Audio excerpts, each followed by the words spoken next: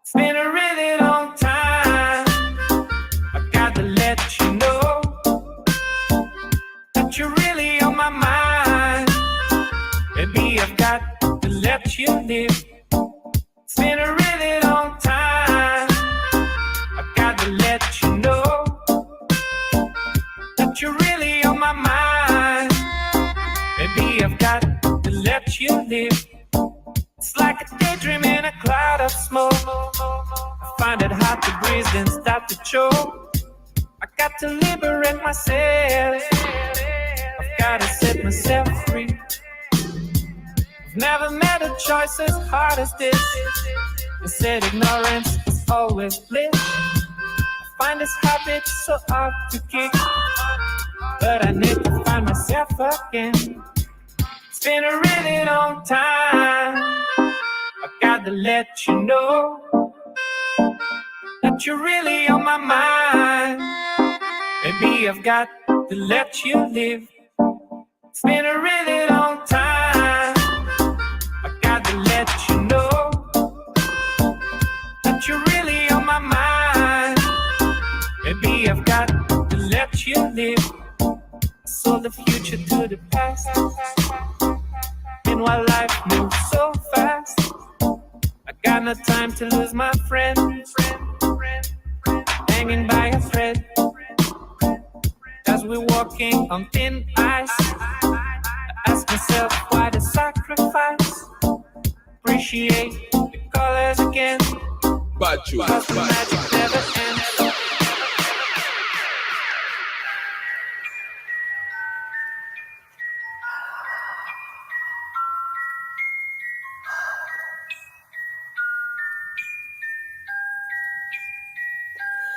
Only heaven can never save me.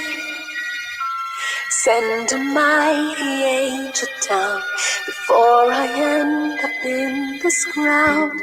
Only heaven can never save me. Feels like hell out on these streets. I need you more than you need me. Only heaven can never save me. Only heaven can never save me. Molotov quality cause in controversy. Oh, it's so odd to see. Oh, it's so novelty. So we send love to the French. To excuse my French, I'm so spent with this hard current.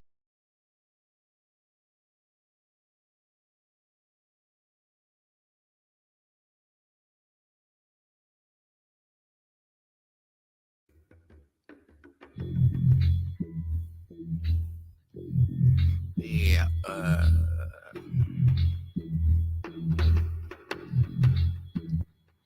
as I arrive up in the baseline, sip wine as he reserved my golden rose and flow, great value. This ain't a session for children perpetrating to be a villain. Pen to Phillies, strength up the touchies, bouncer, champion is the issue. Qualification is the lingo, the beat in your ear hole. I move the party like an earthquake, don't like a circulating milkshake split. Construct, specialize in AI every time I build the subject matter thrill. If you wildin', slip a pill in your drink, make you chill. Book me like the reading, steady bass. Axe to down on that record, rough you up, tough you up with the beat that bump.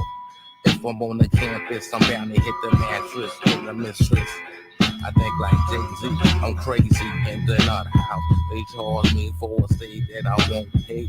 Assassination, shoot a new word order. I keep it out of order. I get the salad. Veterans, vegetarians wanna know where to go. The route is where I direct. If you misunderstand it, the salad is the cess. I'm puffing, stepping, never tripping. Regular flow to me, verse 1, 2, 3 is always lethal. 50 grand I rock a jam is a plan I sketch. Like an architect reflects off the motion. Yeah, let's do this. As I combine, the crowd is smiling. That head on shit, I always travel with strictly creepy spider. Make the dance floor with the chunk of rising. Keep my flame from the forever. The pickup lines clap.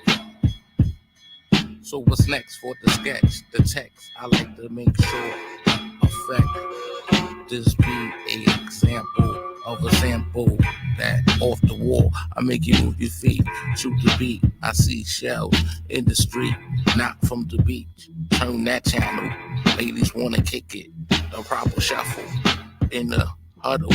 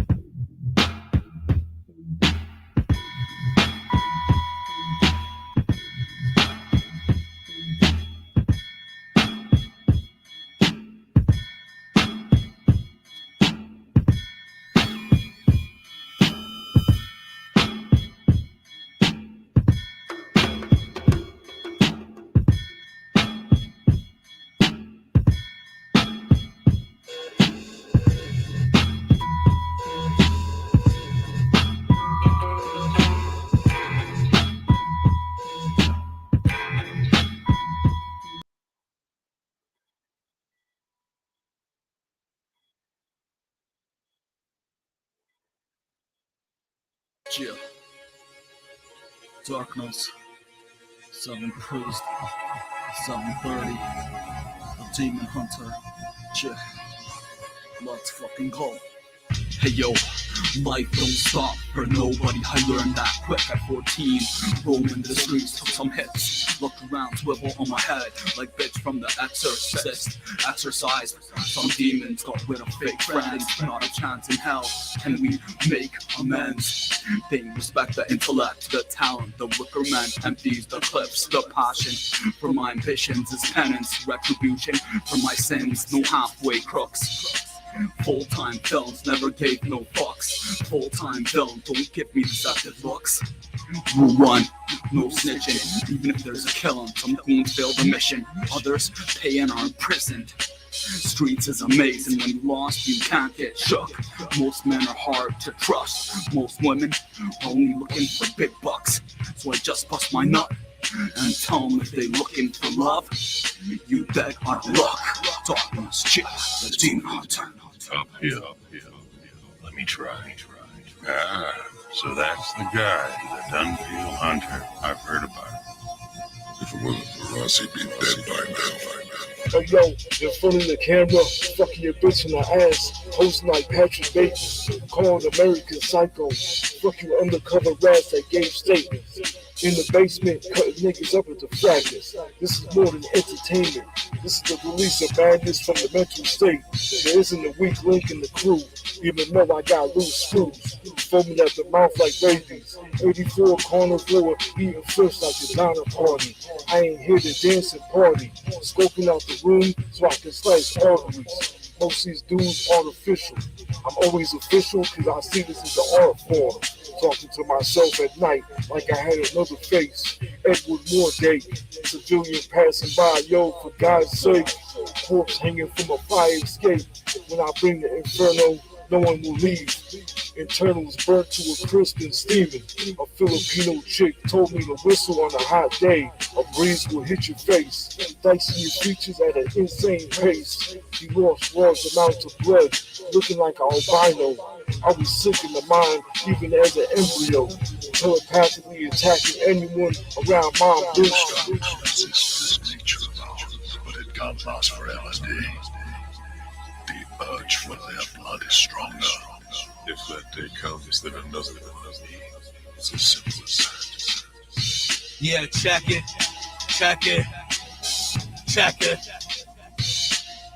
Demon hunt for religious texts carved in the chest. Holy water causing third degree burns on the flesh. Sacred relics full of pestilence that hangs on the neck. What we specialize in is creatures of the undead. Demon hunt for religious texts carved in the chest. Holy water causing third degree burns on the flesh. Sacred relics full of pestilence that hangs on the neck. What we specialize in is creatures of the undead. Yo, my body is covered with these bloody incisions. I've been acquainted with pastors that treat demonic conditions. A fully rusted rotating disc is placed in position to split my tongue down the center, splatter blood on your vision. I levitate from the bed, 360 spins on my head. I urinate on the carpet while mother's hosting her guest. I've got a message from your dead mother, she's burning in hell. Attracting flies to my body with split vomit and foul smell. Commanding hyenas to feast on your brother, you run for cover while they yank on his ligaments, causing vessel ruptures. I'm now speaking to the forces within of Osiris. They hear the name of Christ and forcefully act in compliance. I give you a dead stare, causing your teeth to fall.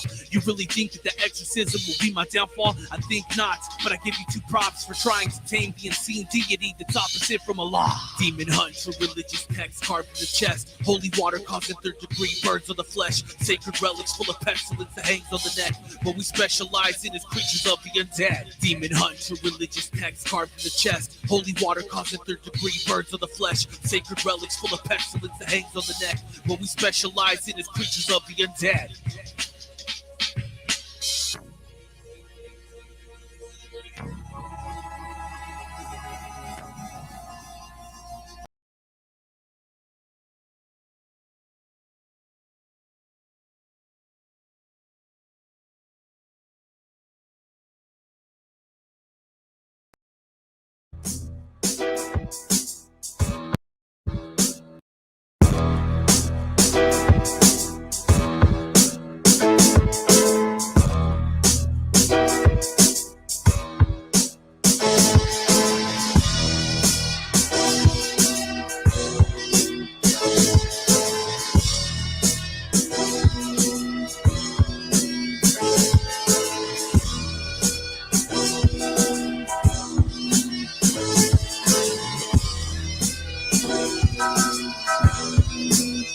I've seen the 7-headed dragon talking to the eagle. The 2-headed snake illustrates a caution to the people. Electronic fog, alien Bibles, crop circles at the sand in Cairo like Kiss of 76, demanding pyro. Human history, 50% catastrophe. It's actually the arms race between the facts and anarchy. The secret to success, believing that you succeeded is more than an achievement. It's as important as you breathe, and sometimes it's one and the same. Who's running the game? All we ever say is they know it's fun to complain. This shit should cause people to ride and flip. The way I think, I've been classified as violent and sick. I'm like a time bomb the CIA designed me to tick. Designed me to head over to Bobby to buy me a brick. These motherships hit our radars, disguising the blip. The entire sky is eclipsed, it's like the size of my dirt. Are these the doomsday chronicles, the Bible quotes? Or is this similar to shock and suicide provokes? We're all slaves at the auction where our lives are sold. Time to free our minds from the shackles and the lies of old. Are these the doomsday chronicles, the Bible quotes? Or is this similar to shock and suicide provokes? We're all slaves at the auction where our lives are sold. Time to free our minds from the shackles and the lies of old. I leave the face of your society with $1.50 scars. Sour diesel splits from weed jars and flip police cars. Pour holes the size of grapefruits through riot gear. Bloody footprints from Jordan 4s on your floor. We pioneers take fools to higher tiers. Elevate to a higher learning. To a talking bush on the mountain with fires burning. Commandment to carve the stone with lightning bolts the throne. And anger meant to spark the dome. Now frightening results unfold. Dragons, eagles, snakes, and aliens. Captured, we keep from caves of various constellations and areas. Coded through letters, numbers, and symbols that transmit pulses and whistles and activate hundreds of missiles. Hundreds of killers with multiple pistols. While these name brands reverse engineer spacecrafts and make trillions. They made the cure for AIDS and cease production. While the poor die and fester in disease corruption. Are these the doomsday chronicles, the Bible quotes? Or is this similar to shock and suicide provokes? We're all slaves at the auction where our lives are sold. Time to free our minds from the shackles and the lies of old. Are these the doomsday chronicles, the Bible quotes? Or is this similar to shock and suicide provokes? We're all slaves at the auction where our lives are sold. Time to free our minds from the shackles and the lies of old.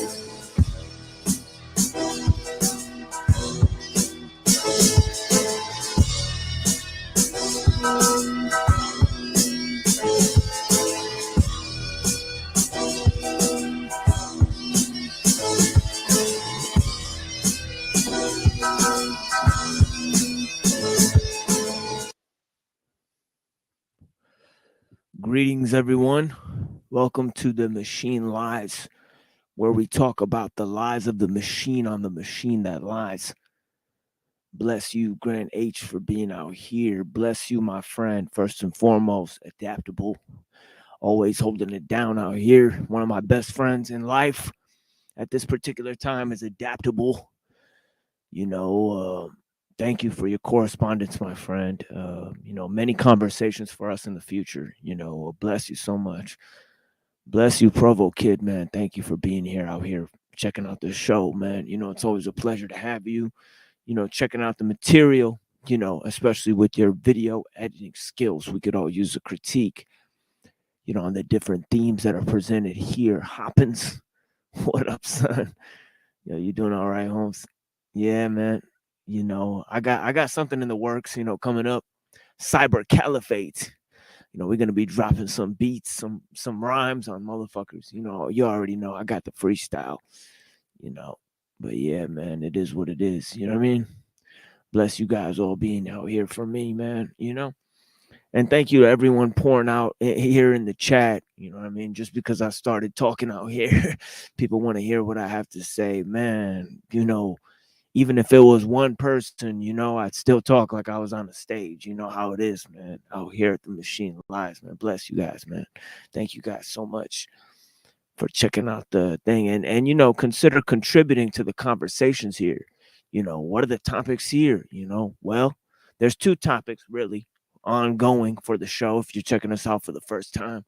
We deal with the problems of technology, the technology's effect on society, on the human experience, on the human psychology. And also, because this is an overarching theme that we display here on the show, because it has to do with the way we bring you the message, the medians that we employ in order to bring you the message. Well, we think it would be very almost ludicrous in order to present a message and take for granted the medians in which people are using to present those messages. We find that it's fundamental to address the means. It's like the elephant in the room, really, within any experience. Well, what about the symbols and the pretext of how we got here? Well, we know reality is made of symbols, and what do we mean by that? We mean that everything that exists in the world is a sign and representation for something that exists outside of it, and so the whole universe is a symbol for something that's pointing outside of the universe, to something greater. And this is, I think, really the best way to look at it is the symbols we employ, the architectonic range of those symbols that we employ. And a lot of those are coming from the Bible. So we're talking about the Bible, the origins of the Bible, and those characters that are mentioned in the Bible in the 1st century and in the Quran in the 7th century. What are the origins of these books? Well, we could talk about the origins of these books. We don't have to beat around the bush and talking about the origins of these books. And we know that the present conflict, many people think that Islam and Christianity are invented by Jews. I think that this is the first theory that I think is false. If you look at the world, if you look at Judaism itself, well, first we could analyze chronologically speaking the claim that Christianity was invented by Jews. And we have to say that this claim seems implausible. Why? Because there were several sects of Jews existing in the 1st century AD. Okay. So to simply claim that Jesus was a Jewish rabbi, okay, and a lot of people have made this claim throughout history. Okay, recently we got the new copy of the Jesus Hoax by Dr. David Skrbina. And we're looking at it because we understand the way he's phrasing the issues and the way he's contextualizing the issues and themes do have to do with what occurred during the 1st century AD. So, we can look at some of those issues and themes if if we get to exploring some of that. And really, it comes down to this fact of how much can we know about Jesus Christ as a historical figure or any of the other people that wrote the New Testament. Now, we know that the New Testament is written by several people. Okay, Jesus Christ is not among the names that show up there. So some of the accounts, or somewhere along the line, these accounts had to be eyewitness accounts. Now, for the Bible and the Quran, we don't have any original copies of the text. Okay, we simply don't have any original copies of the text. Okay, now this doesn't mean that original copies did not exist. Obviously, there's no way to verify A, if an original copy existed, or B, if the original copy said the same thing as the books we have today. There would be no way of knowing that in the case of the Bible or the Quran, because those original copies, the first copies somebody ever wrote of a book, I mean, imagine finding something like that. And confirming when it was written and who wrote it down and all of that stuff. I mean, it would be a historical miracle in terms of history to find such a document, the exact same one. And how do you know that the quote unquote original copy that you find isn't based on an older copy or version? Well, you simply would have no way in the current historical method of ascertaining this information at all. So we have to rely on some of the data and the historical period and some of the names and some of the translations and some of the people mentioned in the text in order to give us more information about what was going on during that time. Okay, so what is one of the first people? Well, along the lines of Paul the Apostle. Now, I want to make clear that Plato and Paul, okay, these are the most important names in Western civilization. Why we spent so much time in these Machiavelli and Melchizedek, Roman Jerusalem talks, or whatever you want to call them, discussions, however you want to phrase it, talking about the concatenation of both Greek philosophy and Christian value systems. Well, it seems that both of these systems were employed by the church. And when we get to 300 AD, we see that a lot of the Greek philosophy, was used as justification for Christian beliefs. And this was not by accident. This had to do primarily with the historical setting. Just as when we get to the Quran, we'll explore a unique historical setting, okay, with Jews and Christians at the forefront of the movement. We have a battle with Jews. We have the, adoption of certain Christian values and views, when we get to the Prophet Muhammad sallallahu alaihi wasallam, the Prophet Muhammad, is a historical figure as well. Where did he come from? Okay, what was his achievement? Okay, what were the claims he made about Judaism and Christianity? Some of those basic claims, is very interesting to come across and to understand. Hey, greetings, greetings, Crystal Shaman. Thank you for being here for me. Bless you so much. And we're dealing with all of these themes, and there is a lot of I just saw Crystal Shaman, so I thought, there's a lot of personal things going on in my life at this moment. Hard, difficult situations, personal struggles, that are not being solved anytime soon. But yeah, bless you guys, man, for spending this time with me, especially since often you guys are the only people I really have to talk to in my personal life. There's none, almost a vacuum of support and of course, we have the ability to monetize here or whatever, but we will not do that for a while. We're trying to see just how many friends we can gain, just how much support we can gain without the money factor being attached to this. We want intellectual, emotional, and spiritual support foremost. That's what we're looking for from our friends. As we talk about these issues in the Bible, and yeah, thank you. Yeah, thank you, Grant, man. I'm out here for you, man. You know what I mean? I'm out here for you, dude. I mean, and I think I'll start with the phrasing of these issues by Dr. David Skirbina. Let me go ahead and get this copy of the Jesus hoax here, and I'll show you guys some of these themes here.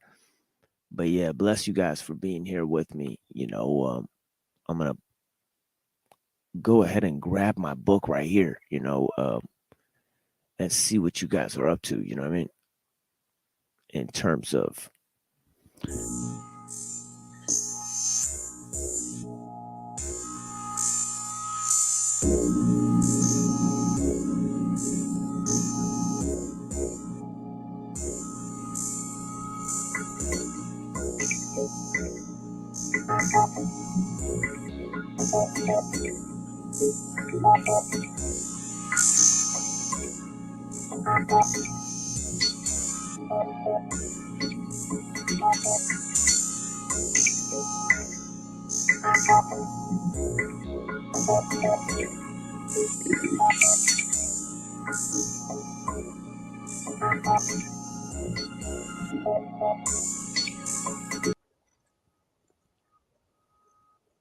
all right, getting up in this explanation of the events surrounding the origins of Christianity. Okay, let's deal with some background information here and set up this issue here from this chapter 1 of the new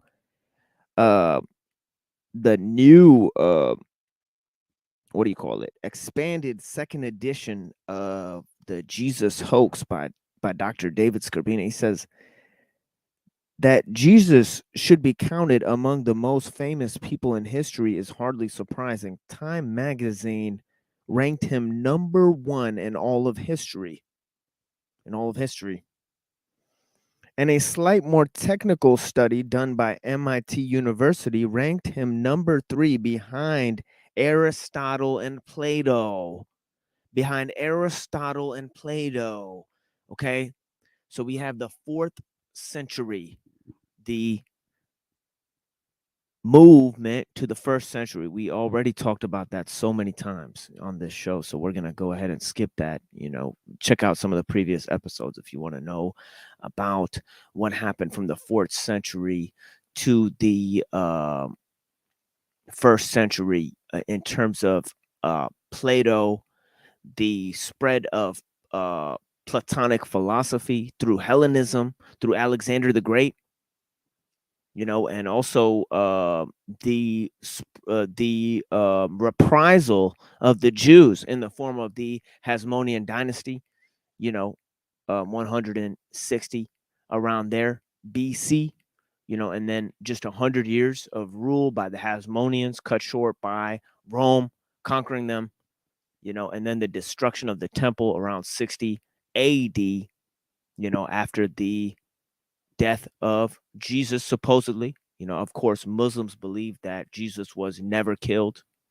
And of course, certain of the Christian groups around the time, like Docetists and others, believe that Jesus was never killed. But yeah, some of these stories come to the 4th century. Well, it's Alfred North Whitehead who makes the statement that all of Western philosophy is a footnote to Plato. Okay, well, all of Western philosophy being a footnote to Plato and Aristotle, and they're ranked as the most important figures in history by Time magazine here. So we see the importance of these figures, and we see St. Aquinas and all of these figures during the 11th century mentioned these names. Okay, they mentioned Platonic philosophy. They mentioned, you know, the historical views, okay, of Plato and Aristotle and all these things. They incorporate them into the Christian philosophy, okay, because these are the educated people of the world. This is the way they explain the highest form of learning, okay, was based on Aristotle. Okay, this is where a lot of the views came from. So Aristotelian learning spread through the Hellenistic frame, okay, and the Jews became Hellenized. This is the most important part of what I want to mention. Why was the Bible written in Greek and not Hebrew? Okay, even though Jesus spoke Aramaic, okay, which is a early form of basically Arabic. Okay, Aramaic combined with Syrian language to form the Arabic language. Okay, and we see that the Prophet Muhammad, peace be upon him, united the Arab tribes, just as Christianity and the Christian message united the European tribes. Okay, and it's the dealing with Islam, okay, as how Sam Harris says, the mother lode of bad ideas, as Michael Shermer says, the last civilization on earth to not reach enlightenment. What could that possibly mean? That Islam is holding back world civilization from emerging. It's holding back progress. What kind of progress is it holding back? Is it scientific progress? Is it the progress of Western culture? Or is it the progress of Judeo-Christianity? Are these three concepts really the same concept throughout history? You know, it's fascinating idea. Well, you know who's not mentioned, even though Plato and Aristotle are mentioned as having great influence on Western learning, you know who's never mentioned as having a fundamental and great influence on Western learning? St. Paul.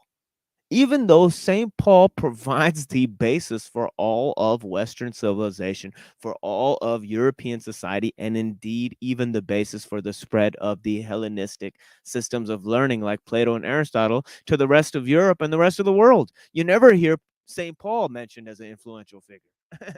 He's just kind of buried in history. You know, even though St. Paul is literally the one who wrote over half of the New Testament, okay, his writings were upheld by the church. His teachings were upheld as a church. Corinthians 1:15 is the most essential doctrine in all of Christianity. So where did any of these, so where does St. Paul come from? What are St. Paul's connections? Well, he came from the Herodian mainframe in Judea. The link between Judea and Rome and the Hellenistic philosophy exists within the link between the Jewish elite in Rome, okay, and the Roman philosophy, the Roman systems of learning. Bless you guys for being here out here, man. You know, I see a lot more people pouring in here now. Yeah, thank you, man. Thank you for being here, guys. But yeah, you know, the Jesus should be counted among the most famous people in history is hardly surprising. Okay, but what do we know more about than Jesus? Well, we know more about Jesus as a historical figure, you know, than we know about lots of people. But who do we know as a historical figure even more than Jesus, who is a singular source for explaining to us what Jesus' central role in this world was? Jesus in the Gospels never says one time that I came here, okay? The main reason I came here was to die and to take away the sins of all of humanity, okay? He alludes to that fact. He couches this fact in several parables, but you want to know who actually says this line is St. Paul. St. Paul tells us that Jesus came here to die for our sins, okay? And that Jesus' death and resurrection was a sign of the first fruits of resurrection, of the new body, the second body, Christ himself donned a new second skin, like a new armor, like a armor of light. This is the perpetual, eternal rebirth. Okay. Okay. Now, where does this happen? Okay. It happens through the Greek letters that Paul writes to many of his churches, and many of those churches, he concludes his role is to be apostle to the Gentiles. Well, who are the Gentiles? Well, by Gentiles, he means Europeans and Greeks. Okay. Who are the people existing outside of Judea, okay, outside of the Jewish system of laws that Paul talks about? Okay, it is the Jews. I mean, not the Jews. I mean, what do you call them? The Gentiles. There's Jews and Gentiles, okay? Who exists outside of the Jewish system of laws? Gentiles.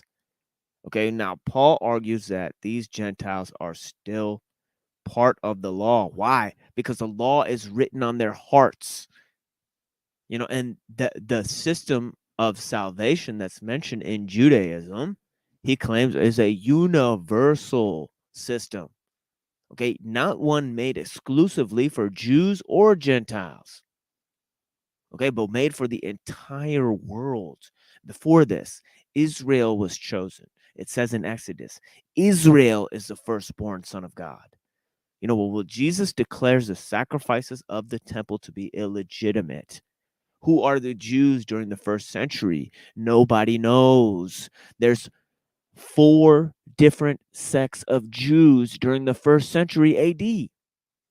There's Pharisees, there's Sadducees. Okay, they're mentioned right there in the beginning of the Gospel of Matthew, these various sects. Okay. Okay.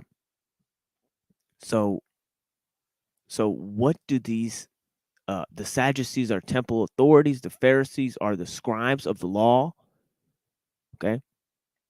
What are some of the other groups? There's the Essenes, there's Zealots. Okay, Essenes, they live in the wilderness. Okay. They have the Dead Sea Scrolls, and they're probably descendants of the Hasmoneans. Okay, well, this is all theoretical. It's all been assumed. Okay, but what we have is the historical backdrop of Rome and Judea. Anyways, we'll see how long this will go. And feel free to click on the link, guys, and join me in this discussion here. Nobody is going to be turned away here, especially if you disagree. I'd like for you to join the link, and tell me what you think as either a Christian or a Muslim. I know a lot of my views will be controversial to these 3 groups. They'll be extremely controversial to Jews. They'll be extremely controversial to Christians. They'll be extremely controversial to Muslims. Okay? And I'm sorry, it's time for you guys to fucking wake up. These Christians and Muslims are puppets of Jews and occultists. Okay.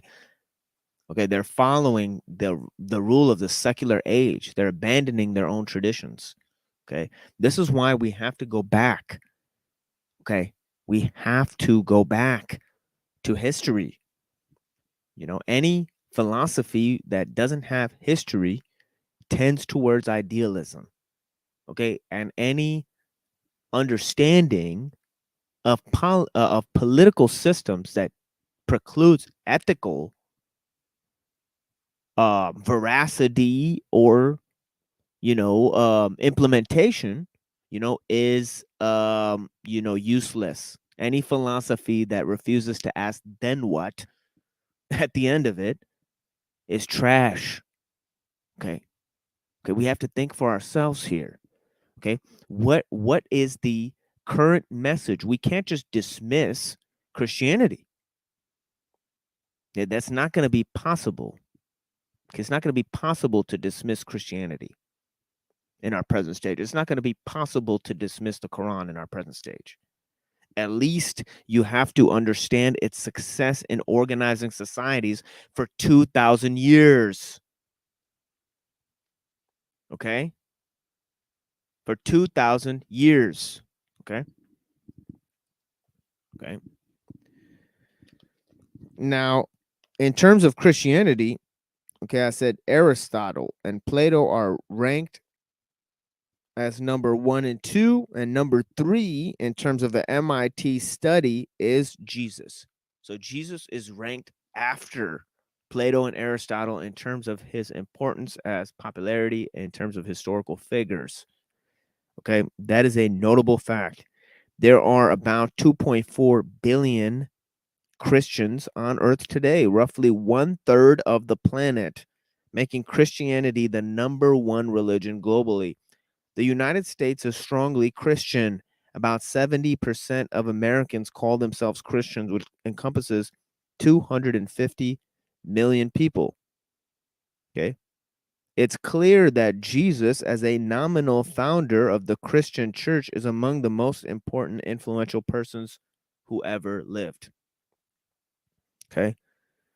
Okay. Some historians and researchers have started making a startling claim that Jesus never existed.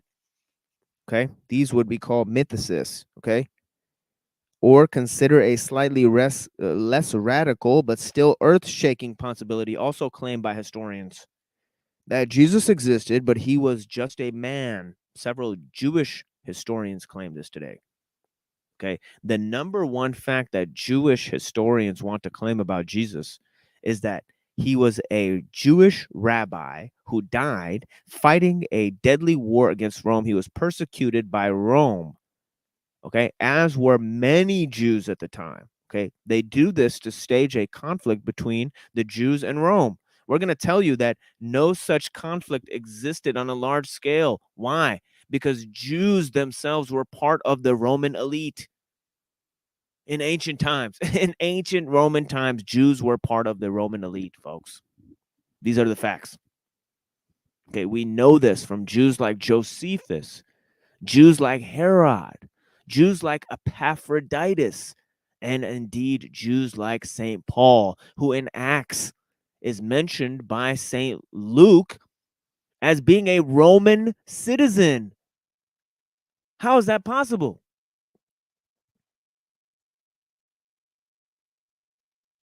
You know? Bless you guys, man. Bless you guys for being here. For real. You know? But yeah, that Jesus was a man according to Jews, okay? According to Muslims, he was not just a man, okay? Okay, but a prophet, which is the highest rank in terms of humanity, but also the Messiah, which is chosen by God especially to rule mankind at a particular stage. Now, Jews reject this role of Jesus as a Messiah. Okay, Muslims reject the role of Jesus as Son of God. Okay, these are all very important factors. Okay, what if Jesus was just a simple preacher who spoke of defense of the poor, of the underprivileged, through his various social agitations, managed to get himself executed by Roman authorities? And what if his body was unceremoniously buried in some nondescript grave somewhere in Palestine, never to be seen again? What if there was no virgin birth, no star of Bethlehem, no miracles, no raising of the dead, no walking on water? Well, Islam believes in the virgin birth of Jesus. Okay. Okay. Islam even believes that Jesus is not dead at this point. Okay. But it rejects the fact that Jesus is the Son of God. And that is as good as rejecting all of Christianity. Okay. Because in order to believe in the conventional sense of the Christian teaching, you have to believe that Jesus was the Son of God. Okay. And that Jesus died on the cross. These are two fundamental aspects of Christianity that Islam outright rejects, but they don't accept the fact that Jesus was a Jewish rabbi at all. They don't accept the fact that Jesus was a Jew. Okay, and they do accept the fact that Jesus is the Messiah. Okay, meaning that he will have a earthly kingdom. Okay, when he returns. Okay, so these are all factors that we can mention here. What if there was, okay, so we're going up here. It says all of Christian history, if that were true, okay, that Jesus didn't die, okay, especially, okay, and that he didn't perform all of these miracles as the Jews claim, okay, well, then all of Christianity would be a lie. You know, so the Jewish historians, okay, especially, okay, they claim that Jesus didn't exist, or at least the miracle working Son of Man didn't exist. Okay. Okay, note that, okay, this basic question, did Jesus exist? Note that it's very important to distinguish between two concepts of Jesus. If someone asks, did Jesus exist? We need to know if they mean A, divine miracle working resurrected Son of God, sometimes called the biblical Jesus, or B, ordinary man or Jewish preacher who died a mortal death, sometimes called historical Jesus. Christianity requires a biblical Jesus, but the skeptics argue either for simply a historical Jesus, which would mean the end of Christianity, or worse, no Jesus at all. Okay. It is my purpose in this book, and I'm reading from Dr. Scorbina. He says, it's my purpose in this book to argue that the miracle working, ascended to heaven, Son of God, Jesus, never existed. I will, however, accept the historical Jesus. That's from the atheistic perspective. Okay. The Jewish preacher, the rabbi. Well, I'll have to reject that Jesus was a Jew. How do we know what a Jew is during the 1st century AD? There's no way to determine what a Jew is during the 1st century AD. There just simply isn't. You know, there's no such thing as a Jew during the 1st century AD. Welcome, you guys. Hello, machine. Hey. And hello to all. Yeah, bless you guys, man. You know. Yeah, this is taking an interesting course. I like what you're saying. Oh, yeah. Yeah, this is from the book Jesus Hoax by Dr. David Scorbina, who was my teacher of philosophy at the university there. And it's interesting because it goes to some of the discussions that we've been having over the past few days, definitely. I think of the discussion the other day on Jack Talcott and also on Flow State, on which they asked several questions about the Bible, Christian belief systems. And I know What's Up Cynthia was there trying to defend a very conventional view of Christianity, telling them that if they don't believe this particular version, well, they can throw the whole thing out, you know. And essentially, you know, it's this, you know, it's this idea that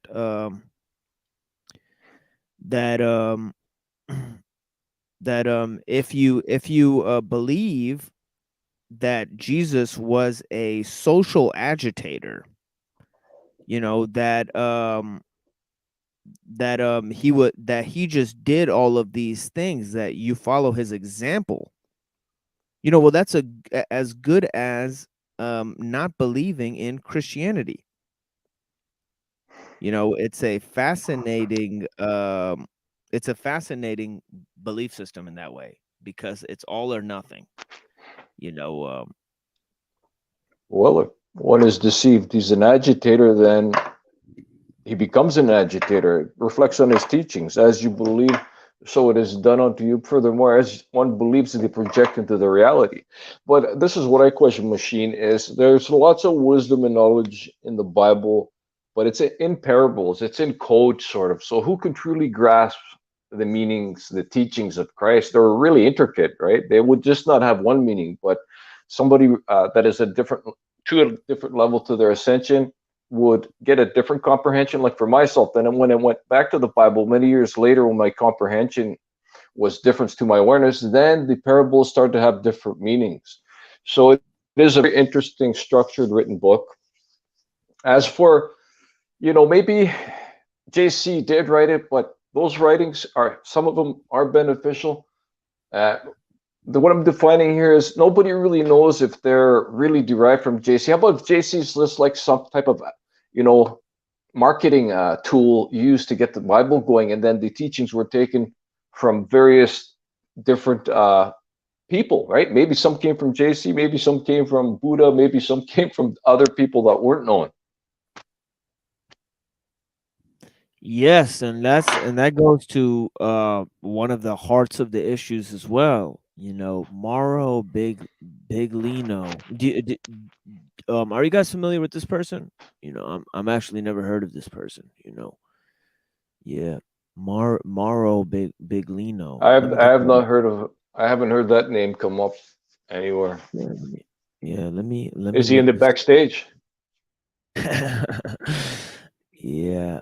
Mauro Biglino is an Italian. It says here he's an Italian author, essayist, and translator. Much of his work focuses on theories concerning the Bible and the church history, including conspiracy theories, ufology, and pseudo-scientific speculation of ancient astronauts. He looks like exactly my kind of person. Yeah, that's sounds stuff that we get into. Sounds interesting. Yeah, sounds fascinating. Thank you for that, Crystal Shaman. I'll definitely look into this person. But yeah, as you were saying, how much of that came down from Jesus? Well, there are sayings in the Gospels that purport to be from Jesus. Okay, how are we to trace those sayings back to Jesus? Well, some of those stories don't appear in the earliest manuscripts. For example, the story where Jesus stops the woman who's an adulteress from being stoned is not in the early manuscripts. So some people think that either it was put in later by somebody, or that maybe perhaps in the earliest in some of the early manuscripts that they found, it just happened to be missing. Well, how can we keep track of what Jesus actually said? Well, it's interesting to note that the Quran does not purport to be written by Muhammad. If you ask a Muslim if Muhammad wrote the Quran, they'll say no. They'll say God wrote it. They'll say, well, God doesn't really, what do you mean? It flowed down from heaven? Obviously not. It wasn't like some golden tablet that fell down, like in the case of Joseph Smith. He actually recovered the actual tablets where his religion was written down, purported to have been written down, and many people called him a scam artist or whatnot. Well, the Prophet Muhammad seemed to have, in a sense, gotten these revelations, in a state when he was alone. And he seems to have gotten them from the angel Gabriel. Now, the angel Gabriel does appear inside of the Gospels. The angel Gabriel is the one who comes to Joseph first, explains the message to Joseph that he's to be betrothed to Mary and to not, fear about her, pregnancy. So here is a man, Joseph. He's visited by the angel. And in some cases in the Gospel of Luke, this angel is mentioned as the angel of the Lord. Okay. Now, how is the angel Gabriel related to this figure, the Holy Spirit, or the angel of the Lord? Is the angel of the Lord and the Holy Spirit the same figure? Or are these different figures, in fact? That's a question. Well, one of the places where this is reported to us in the Immaculate Conception, is in the Gospel of Luke, where it talks about how Jesus is going to be born. Okay, and in what sense he comes? It says the angel of the Lord comes and overshadows him. You know, but Luke, okay, Luke is writing this to somebody named Theophilus. Now, who is Theophilus? Theophilus is a student of Luke. Luke is a student of Paul. Paul did not witness Jesus' life and ministry. He was apparently persecuting Christians at the order of the Sadducees. Now, now it's asked, why would a Sadducee employ a Pharisee in order to persecute Christians during the first century? It's an extremely odd historical situation. That's A. Was Paul some type of military leader on behalf of Rome and the Herodians? Could that be the case? Why? Or was it because of his status? Well, we know that Luke was not an eyewitness source because of this. Luke couldn't have witnessed the events because he's taught by somebody who himself did not witness those events. So how many of those sayings, in the Gospel of Luke, those were obviously handed down to Luke, based on some previous, oral teaching about the sayings of Jesus. People had sayings of Jesus. Or And possibility is machine is maybe he did know, maybe he just kept them secret, right? Some people that are really enlightened, who they were enlightened by in those times, feared getting exposed and were aware of the fact that they may be persecuted if they had involvement and perceived the rebels, right, going against the system or teaching different wisdom or knowledge that was not known by few but considered a threat because it was making change in people, like for the better.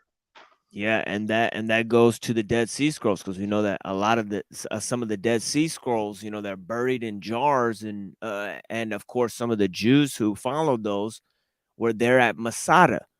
Well, they were captured by the Romans and killed there. So it's possible that they may have hid some of their books there. But or that some of those books were hidden because they contained errors in teaching. And now we're rediscovering those books and claiming, well, this must have been what they believed. Well, maybe they hid those away because they were books filled with error. Who knows? We simply just don't know. We have to extrapolate based on the historical information at the time. Yeah, can you imagine doing these kind of meetings at certain secluded places and then getting found out in those days? Execution, on the spot. Yeah, and Denise is pointing out that Theophilus is even a figure of speech. It's not a person, but Luke was writing to a sorry about that. It seemed like my internet connection is getting fuzzy. But yeah, as a figure of speech, not a person, Luke was writing to lover of God, quote unquote. And that goes to, some of the other issues there. This person that he's writing to isn't readily identified either. And thank you for joining us, Ma'am Denise Matu, a notable streamer as well. Thank you so much for being here with us, and also Dominic. Bless you, brother. If I can share for a second, Machine. Of course, yeah. If something's inspired, people aren't going to get caught up on whose mouth it was spoken or written from. Hence, Gabriel was a messenger, not to be confused by spending so much energy on the name, but on the teachings. Because wisdom can only be applied to the teachings. Knowledge is applied to who spoke it. So Socrates and Jesus understood what the written work does and what it cannot do. It plays with the hemispheres. So now when a person spends each their own way too much energy if Jesus was a Jew or he was a Christian and all that, people are forgetting the teachings. Because when you apply discernment, you can see whether or not who actually, from what energy source, gave it. And does it apply for any age? Like, nothing wrong with talking about Muhammad, peace be upon him. Silence be upon him. Hence, Gabriel says, I'm doing the works through you. Men always get caught up in the material. This is why Satan and who was it? Satan and Archangel Michael fought over the body of Moses. Because men would actually try to make an image of it. So what was the fighting? They were fighting over the body.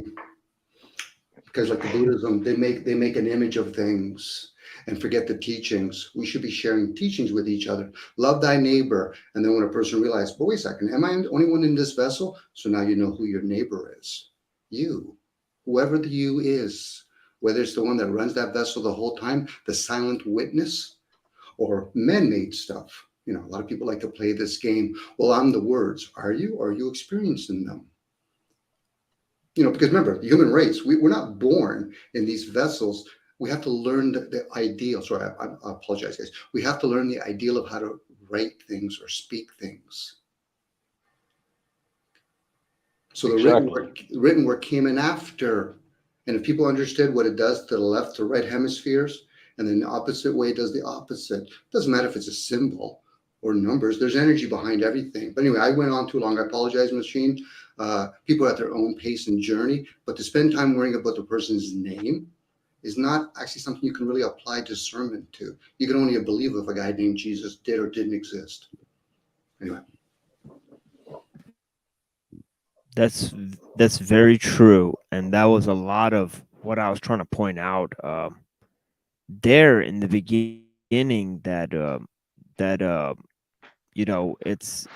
It's upon the sort of listener of these traditions to kind of discern for themselves, because obviously these books didn't have names on them. They didn't come with names on them. So that's part of the issue too, is that historians and the church has put names on these books. Obviously when they discovered the Gospel of Mark or the Gospel of Luke, it doesn't say by Luke or by Mark at the end of the manuscript that they discovered. But these are names, and of course words and teachings given to those names. And what is the takeaway from some of that? And Singh mentioned that a lot of these teachings are presented in the form of parables, so they have to be interpreted. There's simply no other way to understand their meaning. Truly, so that's one aspect of the teaching as well. Machine, they're both afterthoughts. Greek is a comprehension language. English is the meaningful language. So when I say about written word, who gave us that technology? Like literally, the written works, it's afterthoughts. Only so many receivers are engaged with the written work. But if you actually have oral teachings, we have many receivers in our vessels. So some people aren't going to just be scholarly. They're going to be very intuitive. And this is where the mind works through. It works through the midbrain, not the upper brain. That's where the king and queen sits. And it's supposed to adhere to the rest of its kingdom. And that's why some people value the heart, because blood goes to it. And what is blood? Memory. Hence the soul. Again, we're playing with the ideal that afterthoughts, in this case, the written word, is what was meant for us to learn. Could be. Pen to paper is always an interesting way to perceive information. Right. What I perceive, but limited, as you said, of course. But go ahead, Singh. Yep. I'm sure these people in the past could have written it straightforward and direct, but they probably would have been executed. They had to be written in parables, but they wrote them in a way it would contain the meaning, whoever figured it out, because I'm sure they knew the direct meaning. I'm sure they weren't writing in parables on purpose. It was like written in code, so it could be represented as just babble and means nothing to people who aren't enlightened. That's just a perception or an opinion, because I'm sure, if not positive, they could have written them straightforward and direct, and maybe make a page to really get into detail, what's happening and what its meaning truly is. But that would have been very dangerous. Yeah. So, I mean, I like where you guys went with that. Essentially, Dominic said that the written word is an afterthought, and that's true for Plato and for Socrates. Even it would have been writing is not the actual thing. They said the truth is a living truth, Hmm. cannot be understood or communicated through words, but yes, even they had this idea of anamnesis or inspiration, that comes from the source of the universe, and they thought that that was a direct teaching, and that these words, but also there's this idea of encoding information into those words, and they also practiced that because Plato was a believer in neo-Pythagoreanism, and they encoded certain signs and symbols. They thought certain symbols, like certain geometric shapes, had meanings that imbued natural law on things. They thought mathematics was a language, especially, and that mathematics was the true language of God in a sense. So there was this idea of communicating the natural laws, but that those natural laws were not communicated through direct experience, but through symbols and ideas and these sort of transcendental forms. Well, we get to um, the Bible itself. Well, it's words, on a page, yes, but those words, don't exactly mean what they're there for, and also those words are, as Dominic put it, an afterthought. Meaning that they're not ascribed on the heart. They are, constructions that are used to understand things that are basically incomprehensible. So what is the veracity of these texts? I mean, it's a good question. you know um Well, each letter and number have their own energy to it. So the number one is singularity. Number nine is the spiritual meaning, the material. Number eight is the material number. Number seven is the spiritual number. So those are all energy. Number four is the time. That's why we don't have it in a sequencing sequence. So once a person understands, there's actually energy behind what's called the word. Jesus was just a witness of that energy. So when people realize afterthoughts, it's its own language. When I say a word, you might see something machine. If I'll say hand, I'll say the word hand. That's from my avatar. You'll have a thought, and you'll look, and you'll see this object that you call hand. But actually, we never see the language. Hence, inspiration, insight, intuitive. It's always within. We have many kingdoms from within. So once a person realizes, so the written word, I don't really see. And when I say see, I'm talking about like the eye of the beholder, Plato's cave ideal.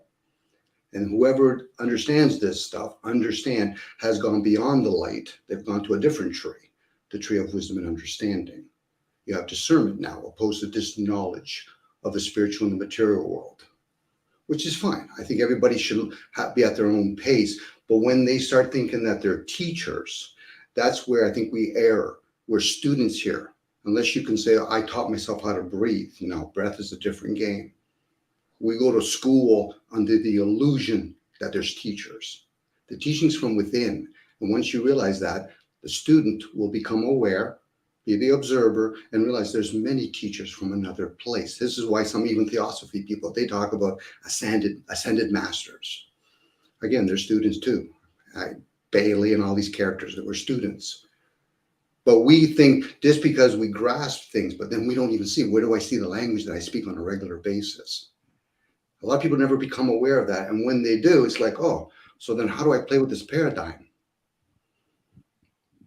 Why do we only read from a book opposed to a scroll format? Because there's always a different age. In this age today, if we had this technology in those other ages, we would never have the written work because it's too dumbed down or too slow of an energy to comprehend things. It'd be different if all of us could speak all the different languages in this realm, but we don't. Well, some people might be able to. All power to them. But anyway, I went on. Oh, that was good. You're on point. Yes, and ultimately it says, Saint Augustine said, foolish is the man who sends his son to school to learn what the teacher thinks. And this is the experience that we're all dealing with. That we have to have a personal relationship with God, And that doesn't come from expressing social values, especially, but there is a theme in which some of the social or the values that Christ represents are some of the most important values in terms of Western civilization, and especially when they're expressed through the teachings of Saint Paul.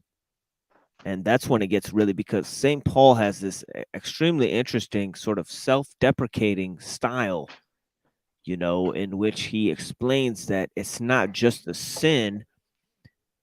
Uh, he said it's not me that causeth me to sin, but the sin living in me that causeth me to sin. And That's this right. is and he's got this kind of platonizing of the concept of sin. That sin has a sort of manifest presence among humanity, and this is a very interesting theme throughout his work. And also sin's relation to death and the relation of goodness to life itself. That is part of a truth that he says is beyond sort of the words there. And he says, actually, um, you know, he says that that's only knowledge that he needs. He says that, that Christ died for our sins and was reborn and resurrected. On the third day. He says that actually he needs no other knowledge in the world. And he said to the Jews, this knowledge is blasphemy, and to the Greeks, it's foolishness. Because in Plato's world, God could never come into the world. God has to transcend the world. He can't come inside the world. All of the world is just symbols. There's no reality in this world for Plato. It's all extrapolations of things that are real, emanations, if you will. And is there this emanationism within the gospels, within the natural law, the systems of natural law?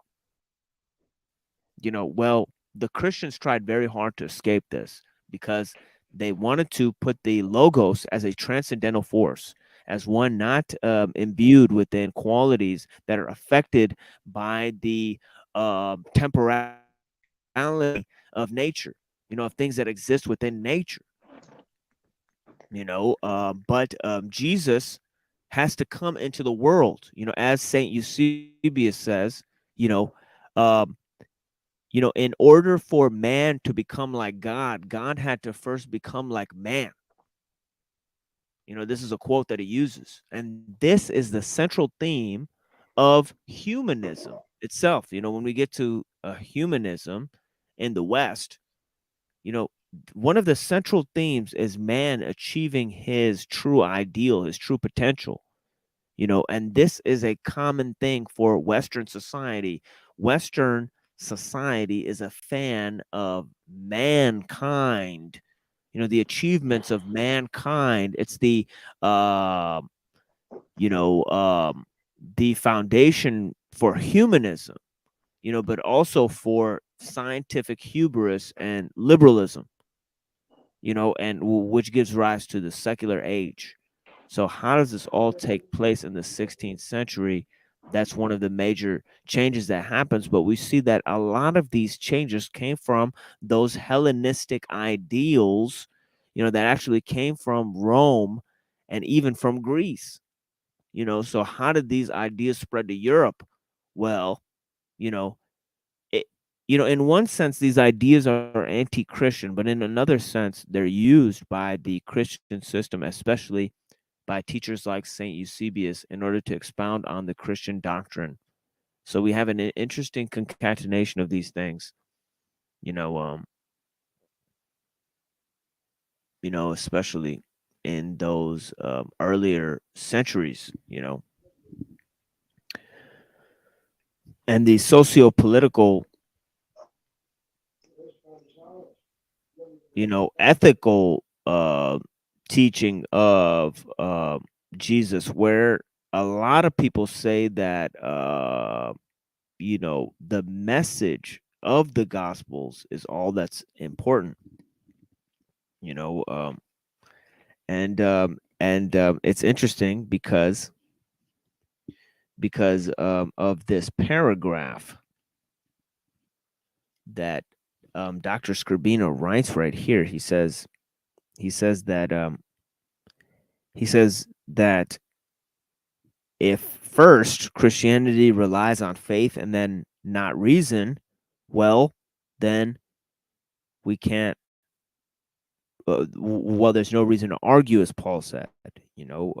Banished are the philosophies of the world. There's no reason to engage in philosophy or higher aspects of learning. But there's this other aspect that Western civilization is based on a strong concept of reason, and logic being the basis for society and also the science as well. So there's this one concatenation of faith and reason.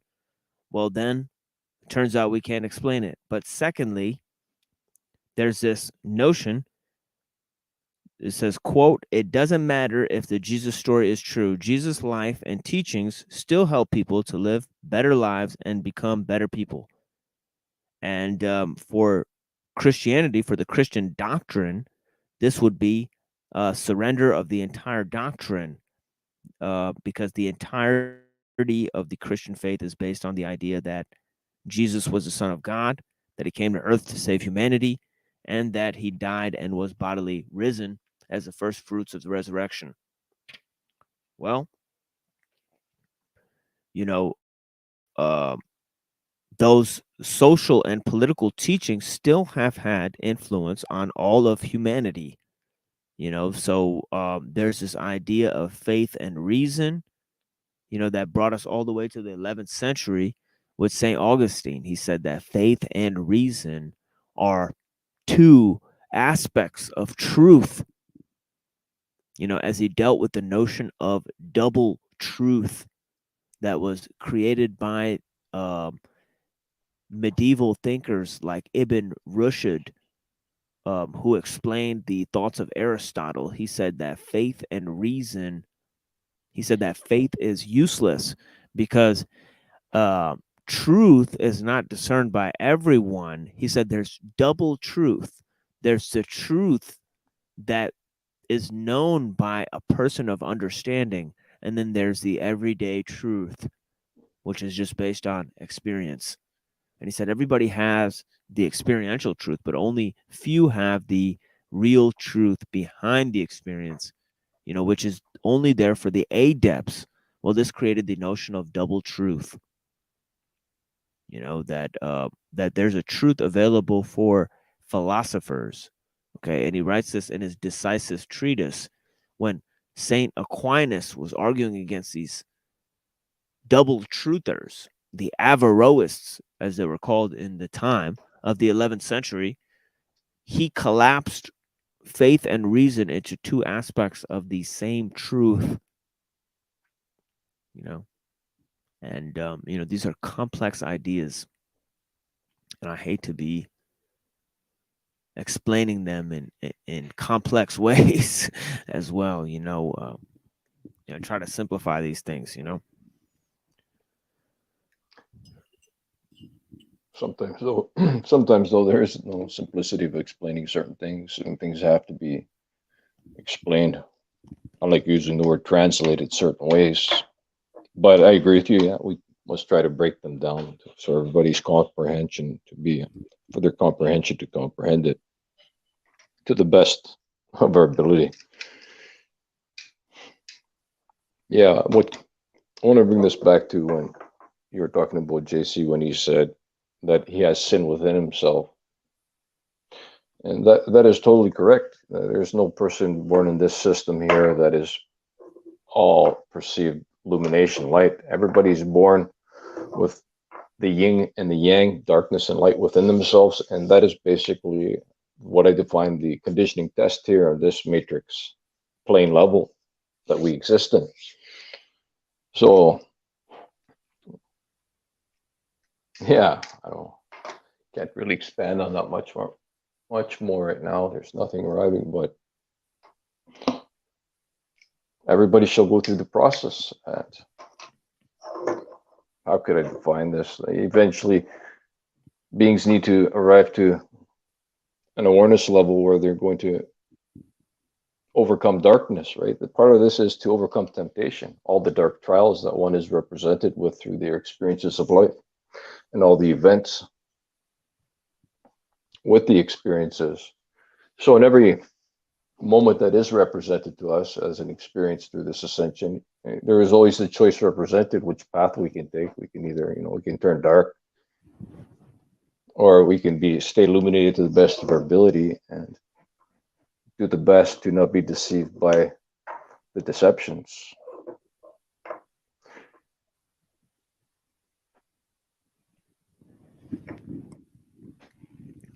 Yeah, and there's definitely a sense in which Jesus saw through what was going on in his time and age. He saw through the cultural setting, and also the the sort of sectarianism of his age. Of people siding with the Romans or people siding with the Jews, or being a part of the Roman culture, or being part of the Jewish traditions, and being limited by those factors in developing your experience in the world that is deeply in tune with something that's way more fundamental. But when you look at Herod, Herod represents the culture of Rome, and then you have Paul depicted as a Roman citizen, so you finally have the, and as apostle of the Gentiles. So you have the kind of, synthesizing of what's in the world, what's beyond the world, and what will come of those two situations, within the gospel. A interesting theory, an interesting explanation of the world. Okay. And one that has an incredible range in terms of, most people see, think that the world is, that things are how they appear to be, and that's fundamental, fundamental deception. Anybody who believes in the message of the gospels, you can't just accept, because the Bible and the New Testament and all of this stuff tells you 1,000,000 times, that what you see is not what you get every time. So if people believe in the message of the gospels, yet believe that nobody is being deceived about anything, well, that's quite strange, because it's telling you that most people are deceived. First of all, that most people are continually going to be deceived, and that actually this deception is going to be rampant. As time progresses, this deception is going to become, implacable, to a certain extent. But yeah, That's definitely, interesting. yeah. That's interesting what you just defined about the deception, that what everybody perceives it to be is not what it is. That brought myself a verse of the Bible returned to myself when you stated that. If I'm correct, the veil of the temple was torn when he gave up his spirit. Am I correct? Is that when the veil was torn? So what arrived to myself is he shifted JC's awareness would have shifted, and he's seen behind, became further enlightened, where basically the veil would be exposed. This would also reflect onto people arriving to that state of what JC went through, where the veil would be torn, where beings would see behind the veil of matter for what it truly is, the design construct, and what truly is happening with the controlling forces and the deceptions that go along with the controlling forces, the deceivers that are deceiving a lot of nations.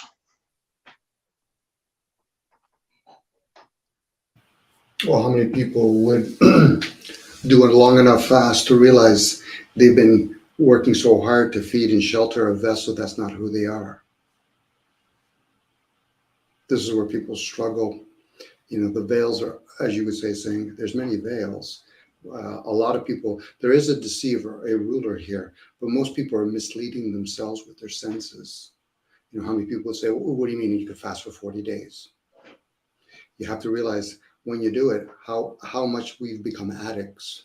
I get people do Ramadan, you know, that's just scratching the surface, you know, but I get it. People want to practice those things. The word act gives it away. Action, actually, fact. You're living in the realm called the illusion, the play. In a play, you need actors and actresses, and you get scripts handed to you. Most people think, you know, enlightenment, where you coming from? You're going into the light, but where you coming from? And what is the bright light? That's why when people say, go to the light, no, go beyond the light. If you feel that you've done the works.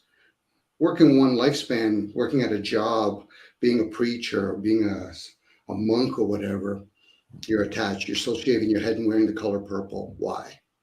These are questions we should be asking ourselves from within. Anyway. You brought up some interesting subjects. You know, I got to get a notebook here because things pop in my head, and then as you're talking, I'm trying to pay attention, and then I lose them. So I'm just going to grab my book here because I can stay on point. Mm-hmm. More of that. What I want to expand on what you said is it is so true. Most of this design of the system to deceive people is they're conditioned to be in their senses all the time of what I define the reverse field that is a type of stimuli. Okay, not all stimuli is bad, but it is determined. Like for myself, I vape nicotine, okay, but it can either send my stimuli to the senses where I'm just sort of blindly vaping and not really meditating with my energy fields, or I can vape and be in my feeling of awareness. Okay, so this is where I define the senses is more like the animal instinct, dark deception part of the mind that would be like in a different dimensional channel. There's two channels we deal with, and what you do find is people, I don't remember exactly how you define it, but the illumination want to be enlightened would be being in their energetic language of feeling. So it is so important. A lot of people that are addicted to being on the electronics are actually in the instinct sort of stimulated to where it is not in feeling, it is in the senses. Too busy sensing all the things going on the perceived channels or the websites they're surfing or whatever they're listening to as it music.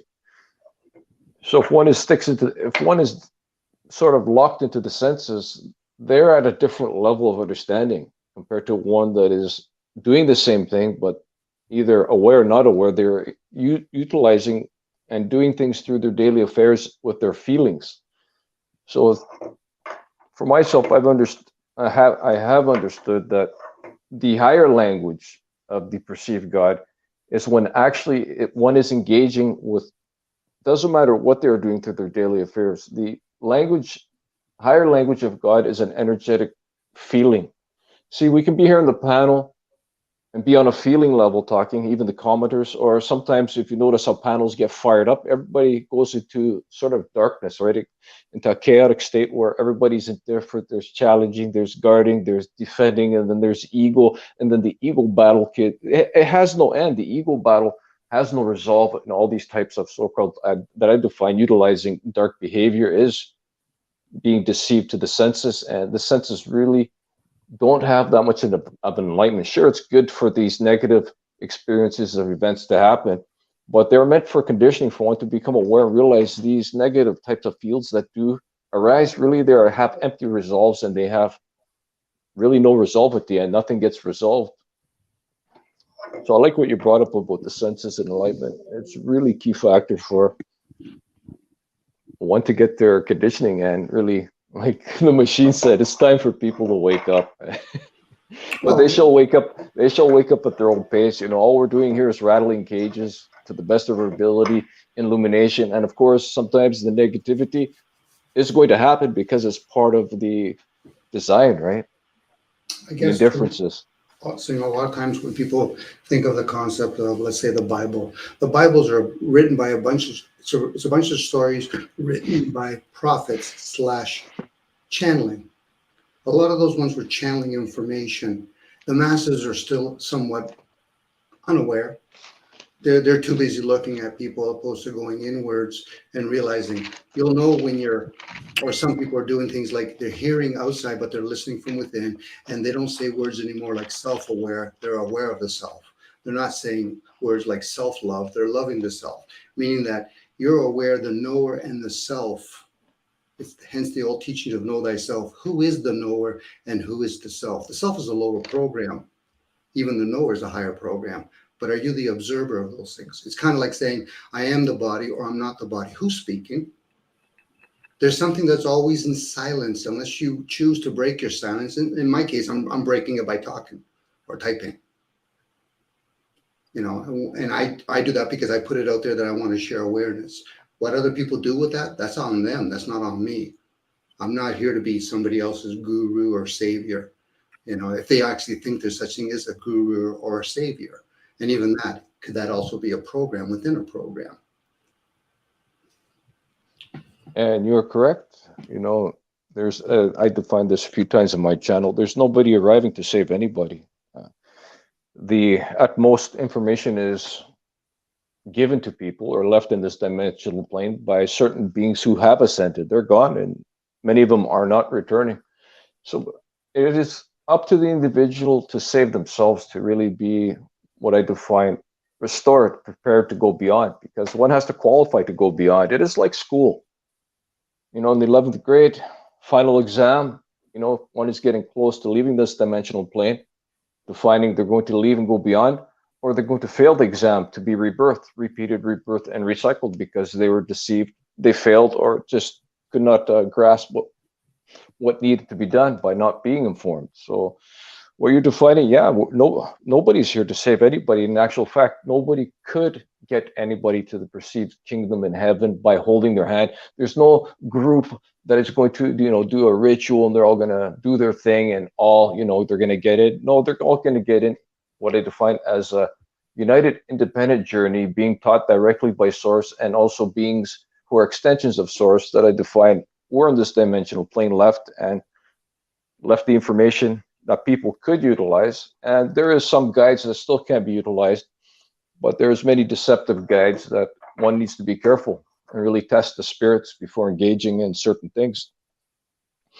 So what you defined is on point. Yes, definitely everyone shall save themselves. It is a united independent that I define is the final initiation, where people realize, I'm here just to save myself. I'm going to do to the best of my ability to assist others.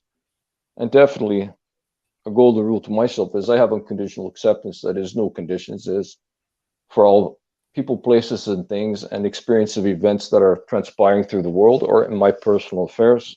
So unconditional acceptance to myself, I would define it is genuine love. So that golden rule is a rule: love thy enemy as thyself, and love thy neighbor as thyself.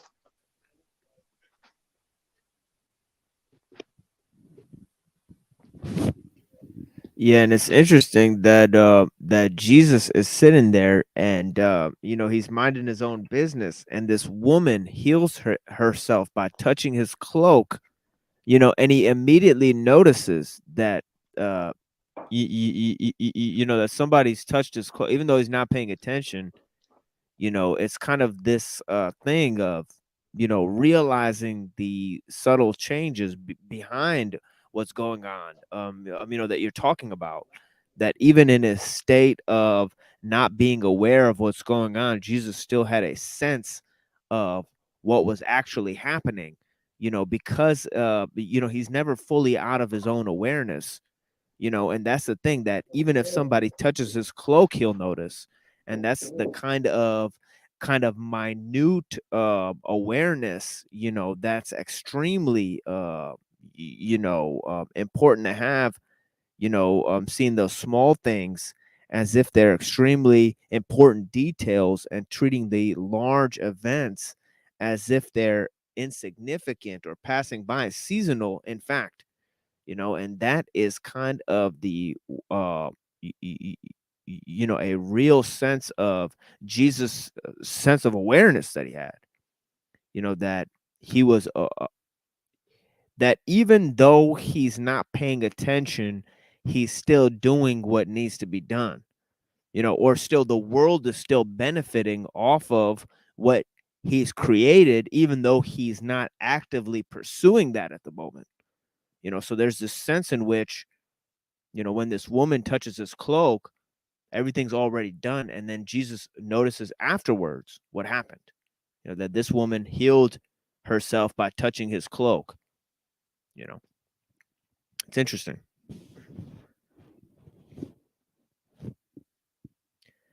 Fascinating to me, really.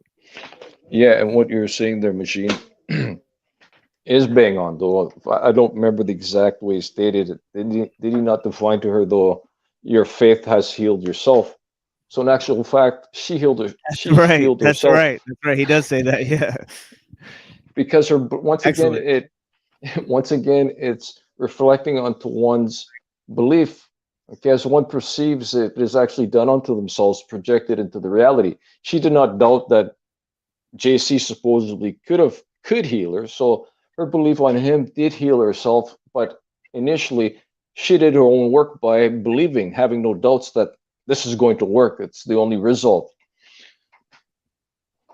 Well, that's just the same as like I've seen video of primitive natives, Aborigines or maybe South Americans somewhere, where these guys would like go into a trance and take these drugs, or maybe not, or whatever. But these guys would like take bronze swords and like, because they believed that they were impenetrable or whatever, would shove the bronze sword against their sternum and just try to drive the sword and end up bending the sword right there because of their belief that at that moment in time that they were imbued with the power of God and they were invincible and incapable of dying. Or these voodoo practitioners that dance on coals or walk on fire and don't get burnt because they believe that they're imbued with a spirit that, or Hindu yogis that'll like sit on beds of nails or whatever and not be penetrated. It's not healing, but at the same time, it's, the inverse, I guess. It defies the natural laws. That once again reflects to what JC defined as, why do you still follow the laws of the world?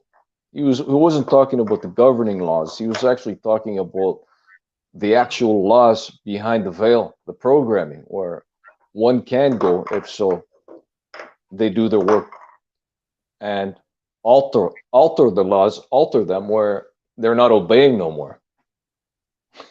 The laws aren't obeying. What they should be doing is not being done. So what you represented has a lot of deep meaning in that, definitely.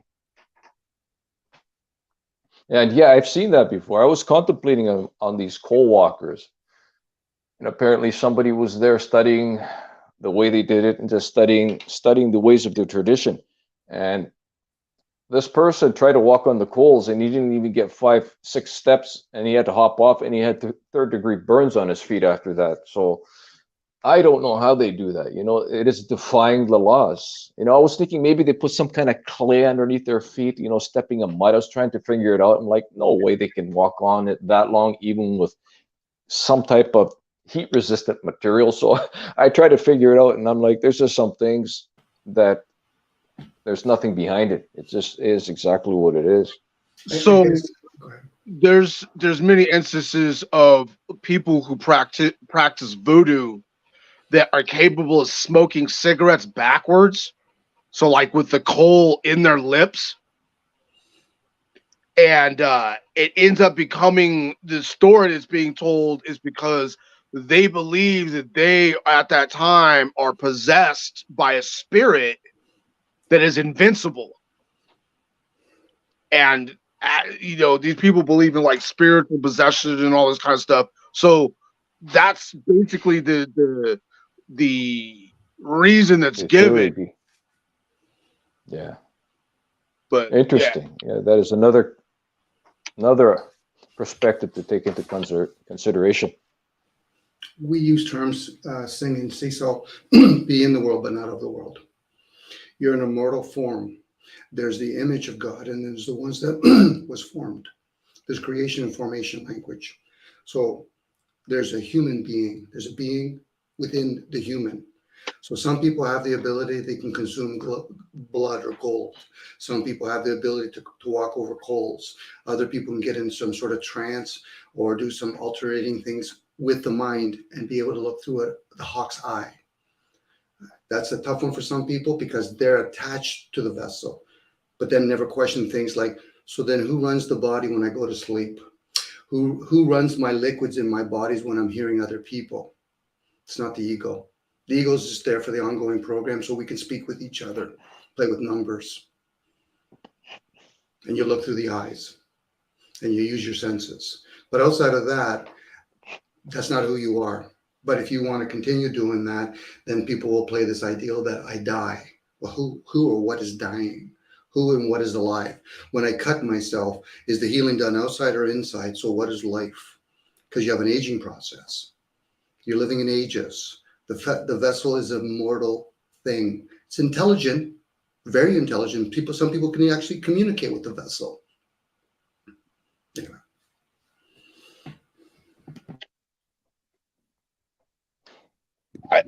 I've heard theories that the reason why we heal when we're wounded is because of our conscious will to live is exerting its force over our physical forms.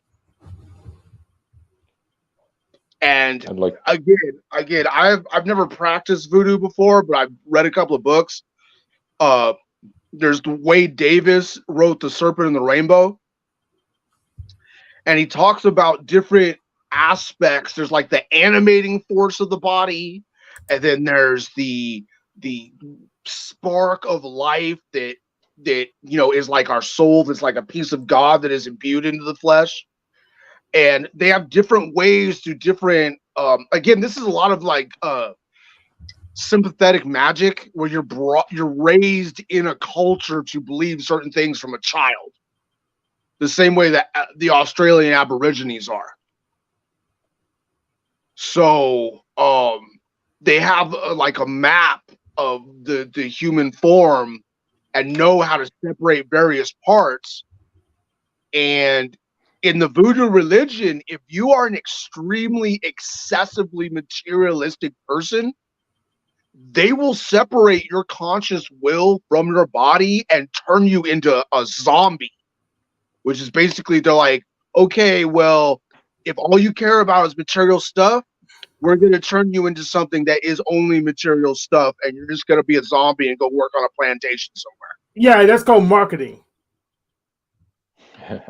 What's up, Howard? Hey, Hank, how you doing? I'm doing awesome. I was chasing the white rabbit all day, so I got. Did you catch it? Send a piece over here. I will right now. So awesome. I got this book from the library today. The main library called Carnegie Library, Maine. You'll read it probably right after I get off. It's about Hollywood's sexcapades. I also got this one library. It was free. I don't know what it's about. LGBT left for all things Halloween. Yeah, it's an LGBT advertising book. Interesting. Yes. But yeah, voodoo. Well, we pretty much took most of that. We took all the stuff that works and we applied to just our culture. Some of the stuff just doesn't work or doesn't work unless you believe in it. But there's stuff that works whether or not you believe in it. Like advertising, it works even if you don't believe it because it's about jamming information in your head. Then you automatically reference it from your memory. Like, I'm hungry for a burger. Well, why? Because you got damage shoved in your head. Yeah, you know what else works, whether or not you believe it? The drugs. Mm-hmm. Like the voodoo zombie powder is got like all this hallucinogenic shit in it, and yeah, like they can give you like, I mean, it's like a combination, it's a compound of different hallucinogenics, bufotine, blowfish poison, and a bunch of other stuff. Datura or whatever. I think that's like it's that vine that's hallucinogenic or what. Anyway, just that alone, giving that to somebody who was never raised in the culture, and then engaging in hypnosis, like hypnotic practices, shit, would probably fuck somebody up. So you don't necessarily have to be raised in the culture. Correct. Now, with the Australian Aborigines, it's mostly cultural based. When the shaman points the lizard bone wand at you, that means they don't give you water anymore. And nobody's supposed to give you water anymore. Like, no, you go over there in the desert, get the fuck out of here. You're wrong. It's not drug based, but you know, obviously, if you didn't believe in that culture or whatever, it wouldn't really work on you. But still.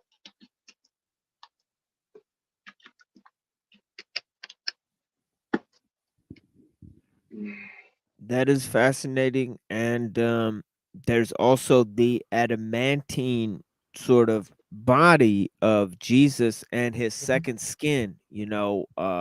Basically, when Jesus comes back in his resurrected form, Paul informs us that this is Jesus' second skin that he's donned in case of his resurrection, that he is the first fruits of the resurrection, and his body that he now has is indestructible and even contains the same wounds. Some of the disciples there feel the wounds of Jesus and are able to feel them. So it's interesting in that that there's this thing of a not only indestructible body, as you talked about, people pointing the swords at themselves and it not being able to break through. Well, they have this idea within Buddhism too about the adamantine body, and the other form of it is just a sort of a ghost body that you could just put your hand through, and it won't be destroyed, in that sense. So there's not only a sort of a apparition body, which is a sort of translucent, sort of ghost, aspect that's mentioned in the, some of the, kind of things like a figment, burning bush type of deal. But then there's also this sort of very hard plated, like sort of actual tactile body that's also indestructible. Well, where does that come from? Well, it's the first fruits of the resurrection, they tell us. It's Do they actually use that word at adamantine? No, no, but it does use the word. I'm pretty sure it uses the word second skin or new body. I'm pretty sure it uses the word new body, which is pretty interesting. I mean, the word new body. I mean, just that. I mean, that's fascinating type of, language to use, that the body that you don at the first fruits of the resurrection is sort of a second skin or a new body that Jesus Christ was able to get because he was the second Adam. It also uses the word second Adam, to describe Jesus in terms of that You know, he's kind of a reiteration of all of humanity itself. But yeah, go ahead, guys. Yeah. So speaking of magic that only works when you believe in it, we have those key masters. Like, remember there were some videos where the key masters getting beaten up by the MMA fighter? But the reason they don't get beat up in their own dojo is because they train everyone to be susceptible to that. This means, oh, I get knocked out.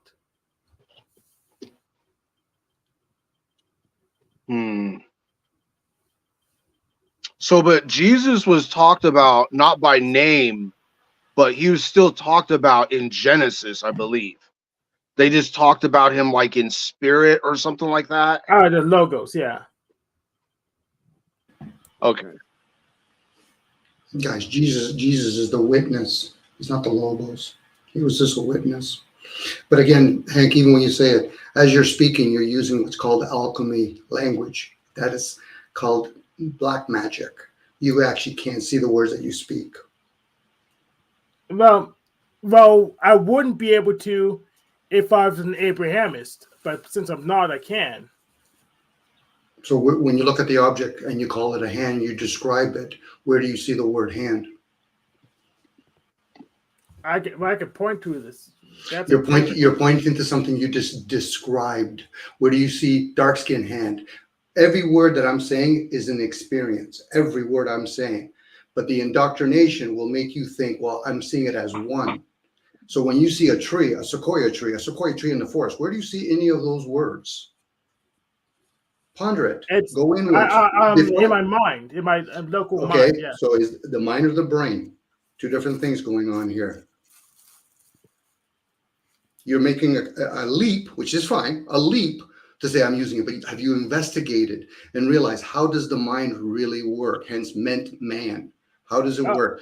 So pretty much we're all inside the root mind, but we have that physical experience of brain in relation. So okay, so when we're speaking, why aren't we speaking, let's say, Sanskrit or Hebrew or Latin or whatever? Because each one are its own craft. Hence where I'm going with magic. When it manifests itself in the known, that's called white magic with a K. Now, we can use whatever word you want to describe it. Again, we're using an English language. It's a meaningful language. You know, I can say the word cool. It can mean, do I wear a coat or is it cool because I look good in my clothes? No different if I'm starting to speak Sanskrit. Sanskrit's a healing language. Again, this is where we play with instruments with our voice, instruments with our ears. These are all languages. We could be learning Braille, American Sign Language, all languages again. And if a person is not willing to get into that state of silence from within, they're going to do this perpetual defense and attack. Well, I can explain everything. What can you explain? And what are you going to use to explain it with? Language. It's a quandary. The closest things we can't explain, but we can usually put them in those things. Those objects point to those things. So. Can I ask real quick, like, what is the significance of spelling the magic with the K as opposed to the C? Those are just indications, that's all. It's like signs, symbols. It's all indications so people can determine. It's like when people talk about being a Mason, they're using different things to indicate where they're at. I'm just using as an example. So yeah, that was invented by Aleister Crowley because he didn't want to be as associated with stage magic. I reject differentiation. I think it's the same thing. So I do not spell magic with a K. I think it's just people trying to show off that they're cool. It could be, Denise. It could be. Yeah. Oh, I came on because of what you were talking about earlier about the burning bush. There's some interesting stuff about Moses and the burning bush that has been coming into my mind as I've been going through some changes in understanding over the past year or so. I read somewhere, and I never remember exactly where, so, you know, I guess it could be wrong or right, but I did read somewhere that many people believe the burning bush was actually an acacia bush because acacia wood, and of course they also ordered, Moses was told to use acacia wood to build the Ark of the Covenant. And so naturally acacia wood grew around there. And acacia oil has DMTs like ayahuasca, except ayahuasca is a mix of many plants. But the acacia wood is like a weak form of the same kind of drug. And when I was reading all these accounts that people are talking about their experiences with all these entities when they take ayahuasca trips, some of it looked an awful lot like the account of Moses talking to this being in the burning bush and asking him who he was. And he says, basically defines himself as existence. I don't want to say the words because I don't want to offend anyone. But then I realized, well, wait a minute. In Mexico, another thing I read and heard somewhere is that Mexican tribes people used to use acacia wood in the campfire and would sometimes get mildly high sitting around breathing the smoke from an acacia wood campfire. So I'm thinking, well, Moses is out there sitting in front of a burning bush. Also, the fact that the burning bush did not die. Acacia wood has so much oil in it, natural oil, that apparently if a forest fire goes through where there's acacia wood, it will survive because the oil burns off but doesn't kill the tree. So he could have actually had an acacia wood fire going of a living bush, and he could actually have encountered this being that defined himself as the God of the Old Testament. And then he says, well, we're going to have to build an ark out of acacia wood now. I mean, I don't want to offend anybody, but those are the thoughts that have run through my mind.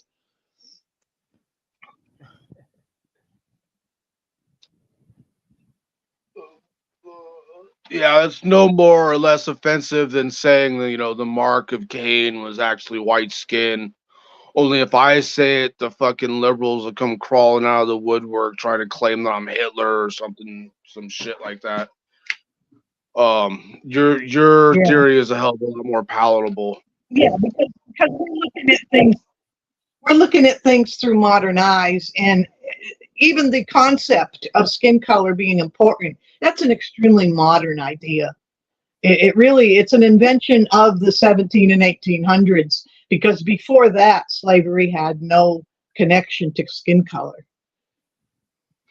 Well, it never really did. Slavery never really had any connection to skin color. It was all about who was rich and who was poor, who owned an army and who did it. All our skin color is environmental adaptations that develop over thousands and thousands of generations to the part of the world that we're from. Yeah. White people from cold place, black people from hot place. Yeah, and the political meaning of it that we're fighting over today, it really is part of a certain modern idea that really, but I mean, that's kind of off topic. It was this acacia wood connection, and the more I began to think about it, now this is another place where I'm going to go out on thin ice, but we're just people talking, and we don't change what God really is by our talk. I started thinking about the fact that all through the Old Testament, the God of the Old Testament gets very angry and demands that the Israelites prove themselves over and over. They have to prove they're faithful to him. He calls himself a jealous God. And then it hit me. Jealousy can only be experienced by someone who is inferior to somebody else. If you actually are the almighty true God, how can you be jealous of anything?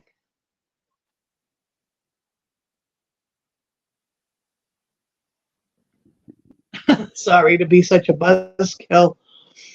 No, it makes no, it makes perfect sense in that you know, God is not equal to anyone. You know, God is exalted. You know, God doesn't need your worship. You know, it would make Right. sense that God actually doesn't need your worship. That that is a quality that is going to improve your life and not of God's life. If there is an all powerful God, you know, and that is one of the central themes in as stated by Saint Eusebius, that he actually says is that in order for man to become like God, God had to first become like man.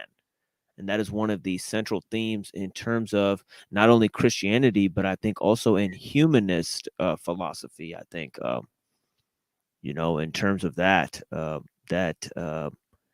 you know, that God is cannot be jealous. I think that that is a uniquely correct assumption to have made for sure. You know, Well, in terms of ironically, I was getting this insight after spending some time watching videos by an Irish pagan who he's done and said some things that are really kind of weird, so I'm not going to promote him. But he's introduced me to the idea of that this is an Abrahamic set of religions that, you know, as an Irish pagan, he was, you know, criticizing. But it freed me up. The term Abrahamic freed me up to because I was brought up Catholic and I still am Catholic. But I did spend a lot of time in what I call the Church of the Month Club and experienced a lot of interesting stuff there among the Pentecostals.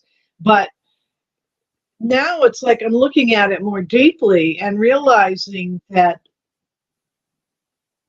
the deepness of God is hidden behind some teachings in the Bible that have us really confused.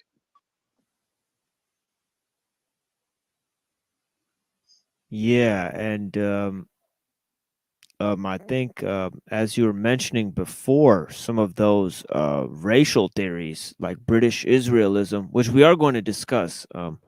It's not too off topic to discuss some of those key factors of British Israelism and the Christian identity movement, which, as you mentioned, are Yeah. fairly recent, you know, additions to that whole thing. I also think this term Abrahamic, you know, if you could get into, you know, because you mentioned that this term was important to you. I think this term is very important in our time. I think the term Abrahamic is part of an interesting deception that's going on, especially the term, especially in the sense of the Abraham Accords, you know, and that whole thing with Jared Kushner and some of those Oh guys. God, don't get me going there. I don't Well, want. please do. I'm trying to be ladylike because all of you are guys, and I don't want to go cussy if you start talking about that guy. No, that's really the kind of show that this is here. You know, it's a crude. Yeah, you know, I can lose my temper sometimes. Yeah,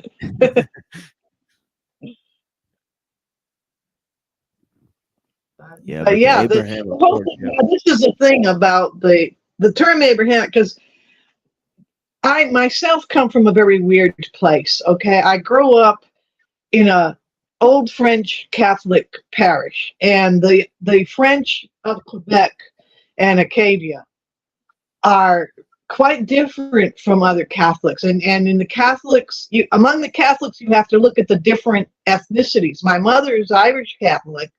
My father was part of a very devout French family. And then you have Italian and Spanish and all these other, and because the Catholic Church accommodated ethnic pagan beliefs and simply absorbed them.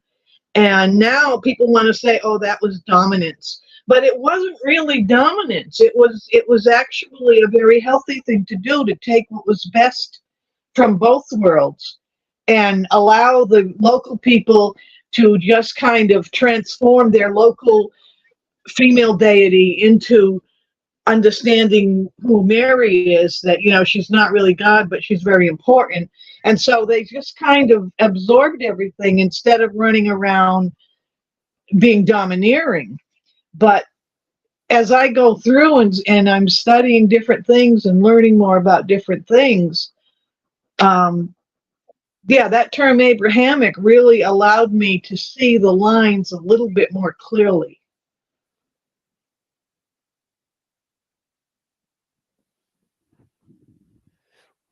And Well, I think the thing about the thing about the British, what do you call it, the British Israelite movement, right, yeah, yes, that gets really tied up in this bloodline stuff, and that freaks me out right, because for one thing, one of the things I've noticed in this new modern culture that we have going on in social media, where there seems to be a whole new way of looking at things, a lot of the bloodline stuff really gets focused on things like people who are O negative and calling us aliens and stuff, and it's scary. I mean, it actually gets to the point where you think twice before going to a clinic to let your blood get tested, because you wonder if the technician taking the blood is into conspiracy theories, you know. Because they don't know, for example, that the reason they keep a list of O negatives is because it's a universal donor. And they have to call on those people if there's an accident somewhere where there's 5 people needing transfusions. Yeah, they usually keep those people poor and in need of money, by the way. No, they don't. Yeah, I'm a Really no don't. negative. I'm a no negative, Cecil.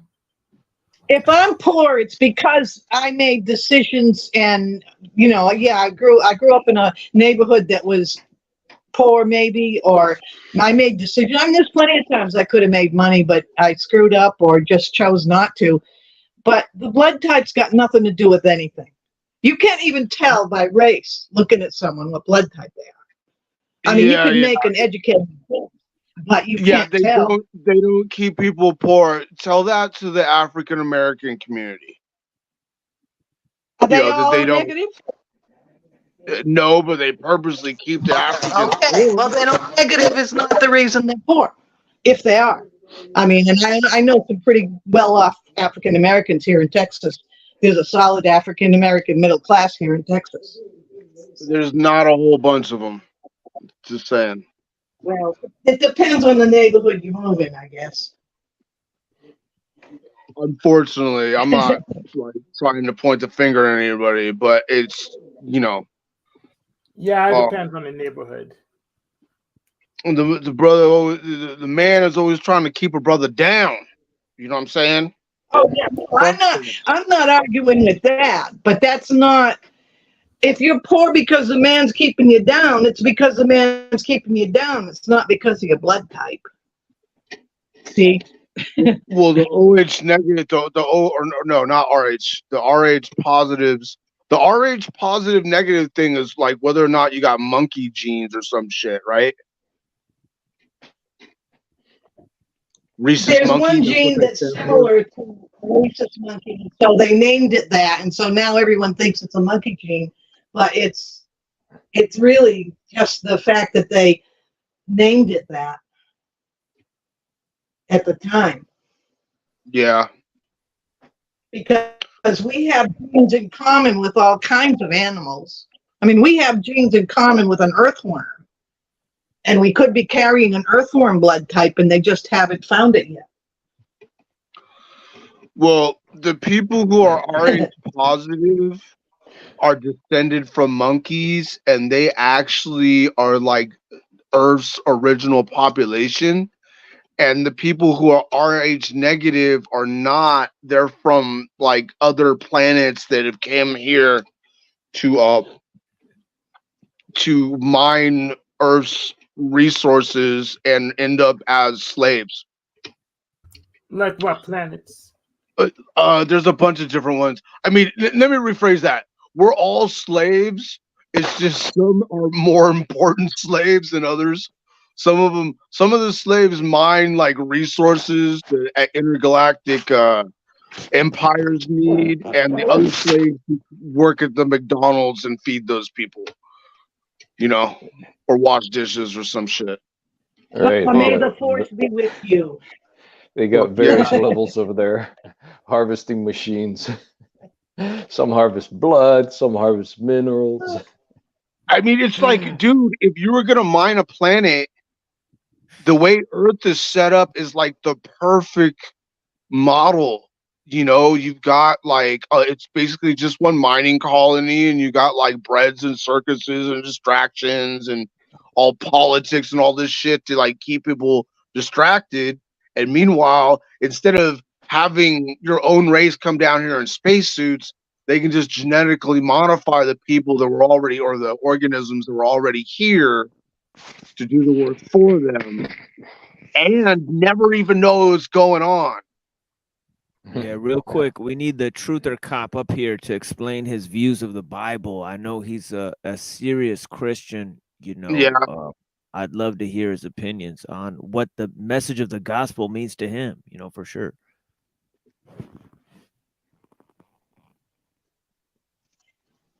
Yeah, getting back to the other thing, that's where I began to think that Jesus, in speaking about the Father, is not speaking about the guy that Moses was talking to at the burning bush.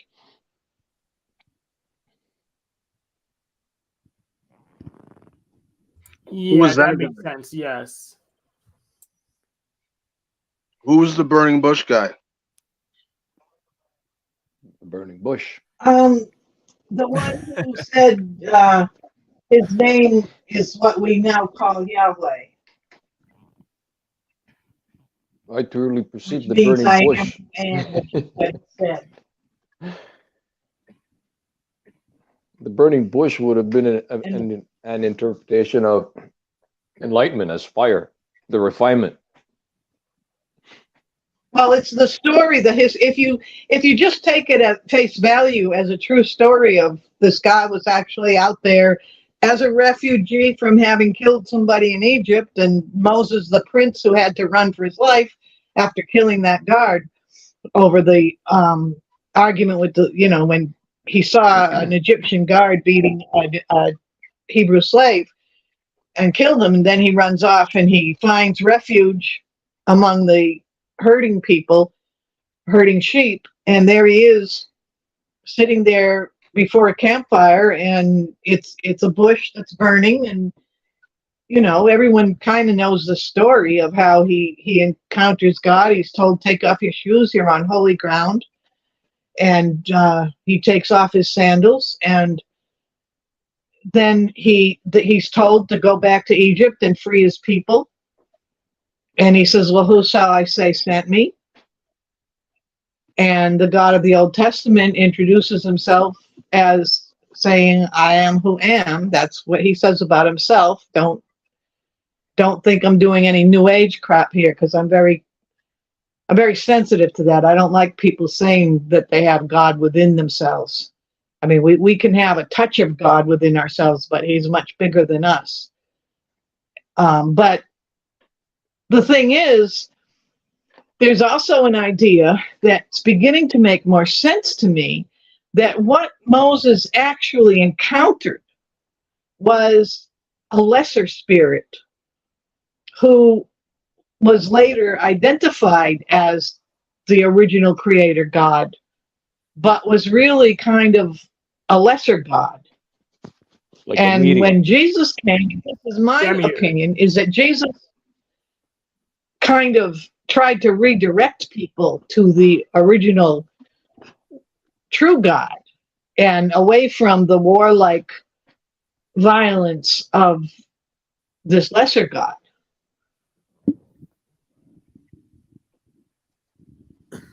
And there was actually a theory very close to that in the very beginning of Christianity by somebody named Marcion, you know, and I don't know if you've ever heard of that one, but yeah, Marcion actually said that the Old Testament God, exactly as you described, was a God of war and that Jesus was sent in as a child of a different God, a different deity, and sort of a alien God, that was sent into this world to redeem this creation. And he actually believed that the God of the Old Testament was an evil deity. He had a book called the Evangelion, I think, that actually contained the letters of Paul and the Gospel of Luke, and that's all it had in it. And he rejected the Old Testament. He said the Old Testament should be thrown out as a result. I never heard of that, but it does sound a lot like what I've been, exploring with watching different people, listening, studying, and thinking, and praying about it.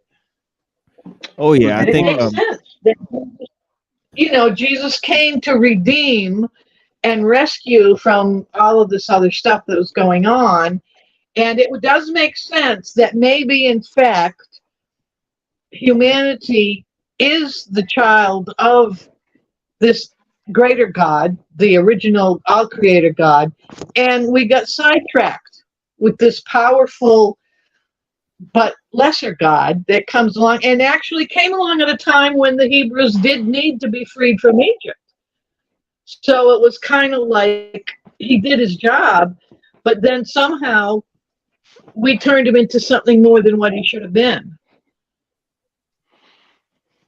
And this is a historical note, real quick, Cecil. Yeah, go ahead.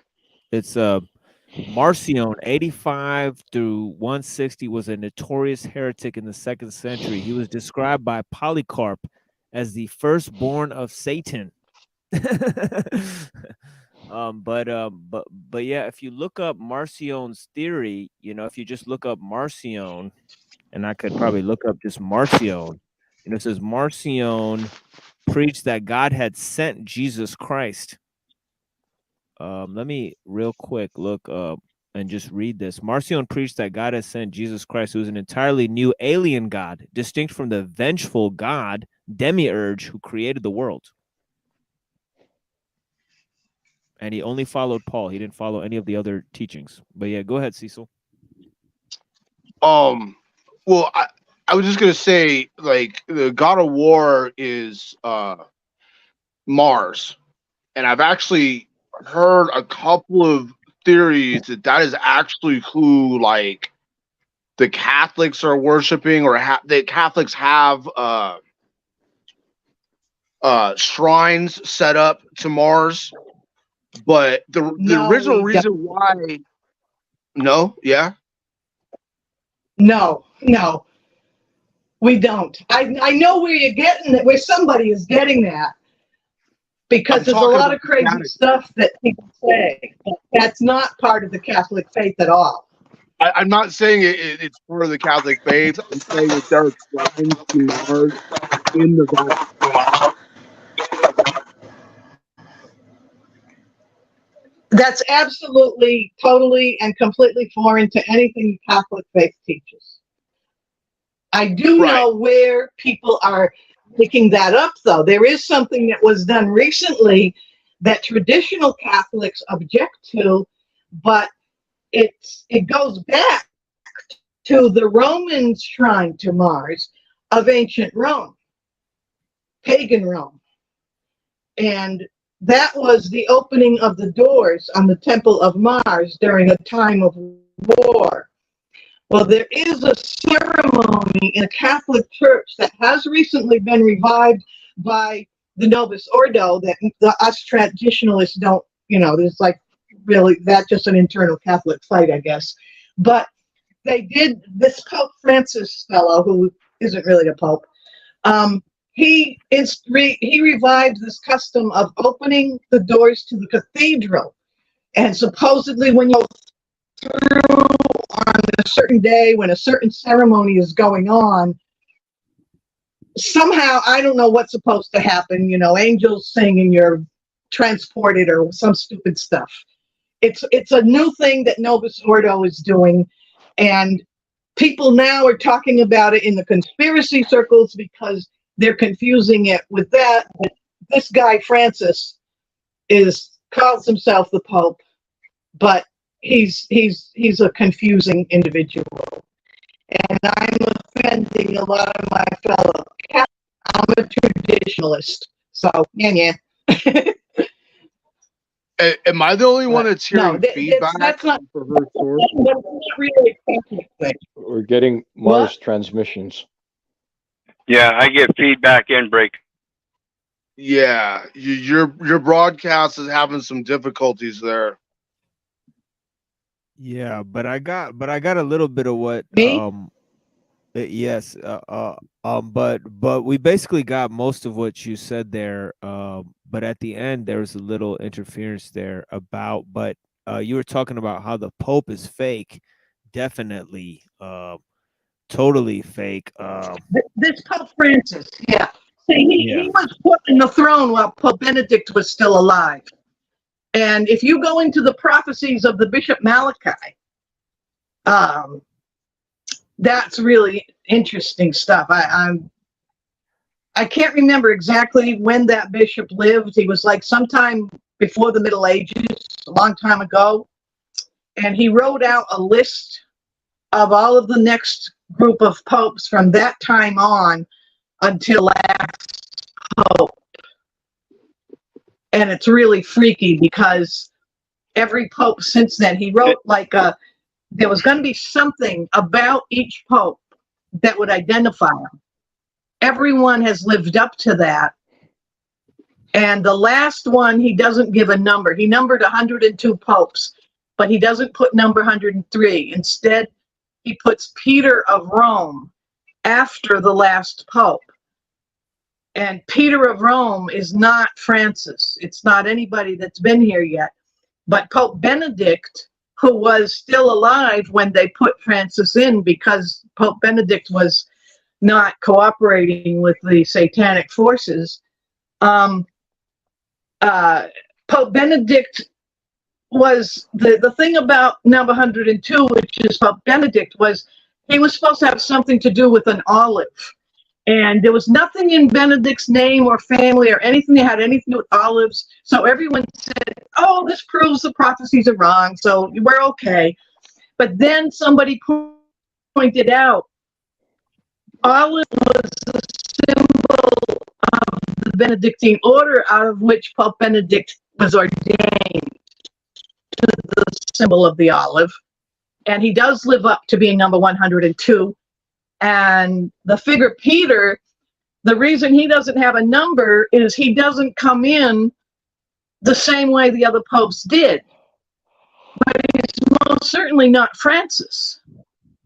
And some people think that the reason he's called Peter is that it's not a reference to a name, but it's a reference to the original authority that Jesus put on the shoulders of Peter when he said, upon this rock I'll build my church. So when that Peter returns, that's not the Pope at all, but it is somebody who's going to be there in that place.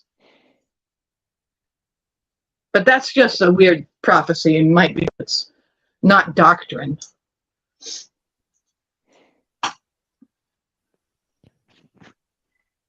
Yes, and people are asking who it is that is speaking. So this is Denise Matu. You know, you guys go check out her YouTube channel right here. I'll put it in this chat here. And yeah, you guys go click the link and please subscribe to Denise. You know, she also talks about important issues on her live stream. Thank you. You know, I was watching it just the other day. Yeah, when I'm not fighting with trolls. Yeah, when we're not fighting. Sometimes with I fight with trolls. So.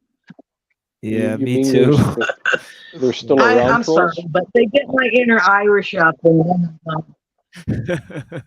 Yeah, I know Talcott has a share of trolls too. I'd like to introduce you to my good friend and older elder minister, Jack Talcott here. You know, I go to him for some transpersonal advice from time to time, and he does a great job. But yeah, it's great for you guys to meet each other. Yeah, you guys heavy trolls for both of you guys. You guys get trolled heavily. You know. It's interesting, and brother, thank you. I think we share Well, I got fellowship. my trolls to the point where they announced that they're going to talk about me over on Rumble. So I said, goodbye, go to Rumble.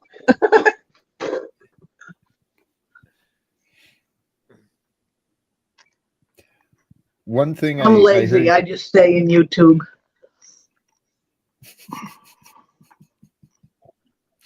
I heard you say something before I came up, Denise, that I'm the type who likes to press into things, especially when I don't agree with what I hear. And you mentioned something that you have limited, I'm paraphrasing, not your words. You have limited patience for the concept of God within. And I'm curious about that, because my experience. Oh, I'm losing you. I'm trying to do something with my connection here. Hold on a second, please. Try again. Could you repeat that? My connection went funny for a minute.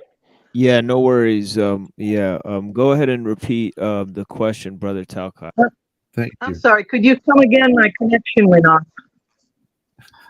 Hey, hopefully you can hear. Are you hearing? I can hear you now. Oh, beautiful. You sound clear now too. So before it was before I joined, click the link, but Something's weird happening here. Okay. Brother Talcott is buffering. Oh, there you are. I see you. Okay. So we got some connection issues. Yeah. All right. Well, what I was trying to offer is that you had a resistance to the concept of God within. I'm trying to understand that better, because I believe that is part of our collective foolishness, is believing that God is some far distant being. Oh, I think maybe I wasn't really clear. I was talking about people who identify themselves as being God. Okay, but why would we want? That's what I meant. That's what I have written. I understand that. And there's different interpretations of that. I mean, even Yeshua, Jesus, was faced with, what does this mean? You know, so what I think the messages are for us to understand is the only separation between us and God is what we think. When our thoughts are impure and selfish, they're fearful, they're not of love or truth, we imagine a distance between us and the source of love itself, which is Oh, no, I agree completely with that, because I meant not that God cannot be within, but it's a part of God that's within us. It's not like we're not people. I run into these people sometimes who I would say they ego identify themselves as God, and that kind of thing. I was trying to make sure I wasn't coming across as saying that. But I agree with you completely that God is not far distant, that we are, you know, we can separate ourselves by our thoughts. You're right. But it is, so then, you know, we have to be in connection. Well, amen. The connection exists, whether we know it or not, whether we accept it or not, whether we like it or not. The connection between us and God is. Now, when we want to imagine separations and distances between us, even when we want, and this world will even teach us that we can't understand God. And so then we imagine that we can't understand. Well, the loving Father wants us all to know. And Denise, I kind of press into this a little bit because I challenged my own beliefs and I pressed into what it was I was willing to accept as possible.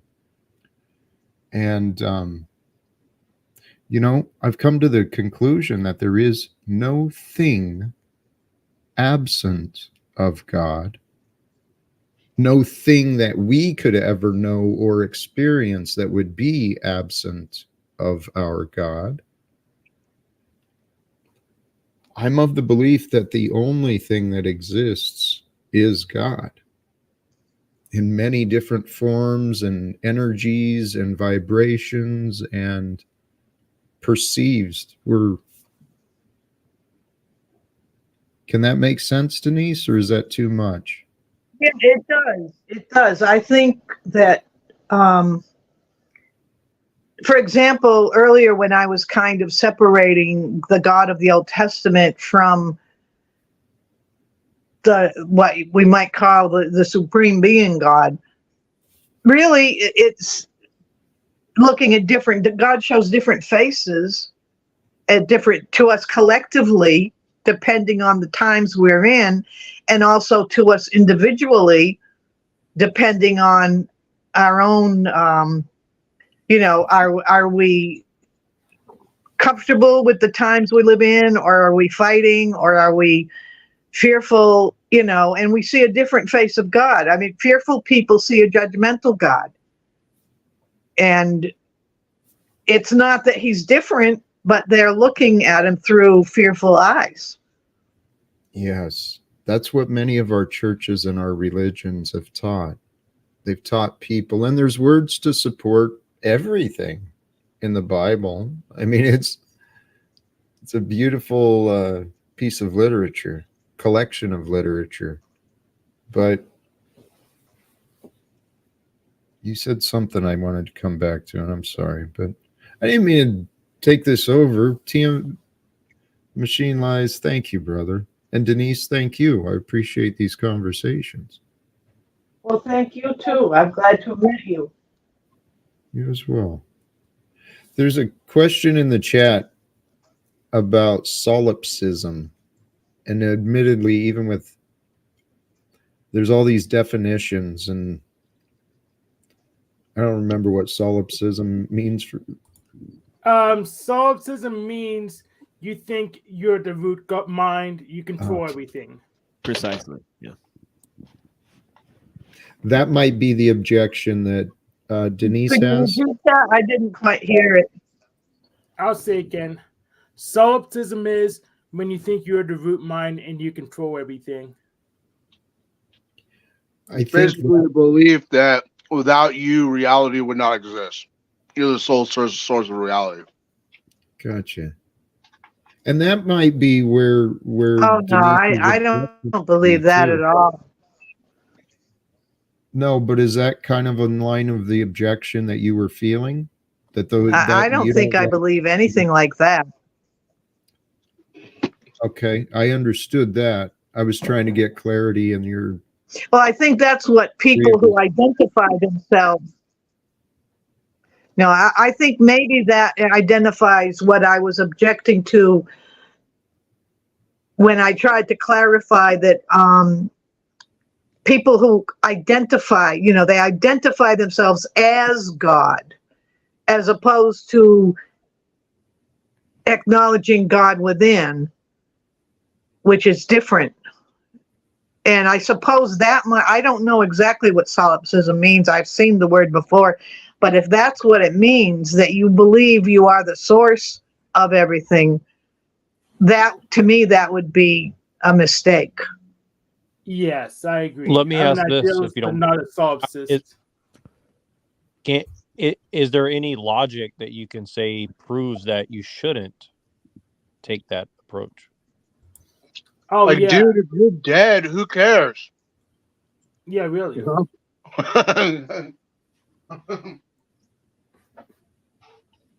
That might be the strongest argument. Right. Like, dude, when you die, you ain't going to be here to know whether or not it's true or not. So, I mean,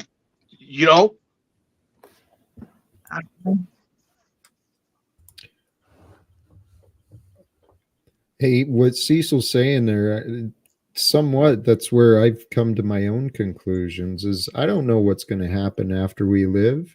No fucking clue. I've heard stories about others who experience near-death experiences and such, but I don't know what's going to happen after we die. But let's get honest. I don't know what's going to happen tomorrow. I don't know what's going to happen after I get off this live stream. Who knows, right? This life we're living it's only now. Well, I think what I'm referring to is like the phenomenon that we think we're living in a movie because we feel like we're part of our own thing. I think that's kind of where I'm coming from. I agree with you on the afterlife part, more or less, but on that approach, like my point is like, why shouldn't someone treat themselves as if, they're the only playable character? I guess is kind of what I'm trying to say. Because if you treat yourself as the only playable character, you won't be prepared for PvP when it comes up. Actually, if we're living in a movie, I think Monty Python is directing it. Well, our creator's got a sense of humor. I'm convinced of that. And it took me a moment to figure out what he was saying. Playing the game of life as though you're the single player in this game. That is kind of how the mindset I've adjusted myself to have, is that there is me and the creation. You are part of the creation that I'm experiencing. So the creation is outside of my control. I assign the control to God. As far as I'm concerned, God controls you, anyone who is not me. My job is just to figure out how to be me comfortably, lovingly, kindly. Before I assign myself to the stake, which I probably already have with some people, let me say this. Do you think that, like in Christianity, we have this concept called theosis, which is we try to become more like God or closer to God, I guess. And do you think that that's aligns with kind of what you're saying? Is what you're saying is like the only way to be like God is to kind of take that approach to things, is like, or can you expand on that a little bit? Thank you. And yes, it kind of is that. I started humbling myself to the possibility that only God is real, that I'm just a manifestation of God's thoughts, maybe, and I'm experiencing this form of consciousness at this time. So one of my old spiritual coaches actually put the seed of thought into my head that nothing is real. This is all a temporary experience. It's all a temporary perception. So if nothing is real, what should be feared? What should be worried about? And then I started pushing into that a little more. And if only God is real, which is the creational force of everything, space and time, if only that is real, then it has an intelligence far greater than me. And so when I surrender my worries, my unhealthy desires, selfish desires, when I surrender all that crap away, I allow God to fill me. And then with peace and love, I allow love to limit my choices, and the facts narrow my choices. That sounds gay, bro. But anyway, how do you know that like God isn't just isn't like a sum total of all his parts? So like let's take for example Jesus Christ. If Jesus Christ is the construct, and all the people who love God and believe Jesus Christ is God are like filling this construct full of energy that's like our knowledge or our spirituality and our faith and all that, then like if there was like aliens on another planet that worship freaking Jabba the Hutt or whatever, and they wouldn't even, those two gods wouldn't even know each other. And like one god would know shit that the other god didn't even know. You know what I'm saying? Are you saying it'd be interesting to watch a reality show where like God from Earth goes to like another planet? He's like, "What's up, dog?" He tries to check him. You know, he's like, "What's up with your people? Why don't they worship me?" You know what I mean? Well, I'm kind of touched on that, but like earlier we were talking about God of like the universe, like the creator, and then like the lesser God complex. Earlier in the stream we were talking about that, right?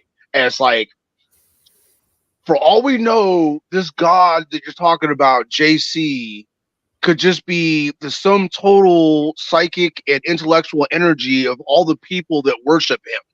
Yeah, that's an egregore model. Yes. That they fill him into a construct, and then actual God or God of the universe, the creator of everything, the most omniscient being that to ever exist, is something totally different.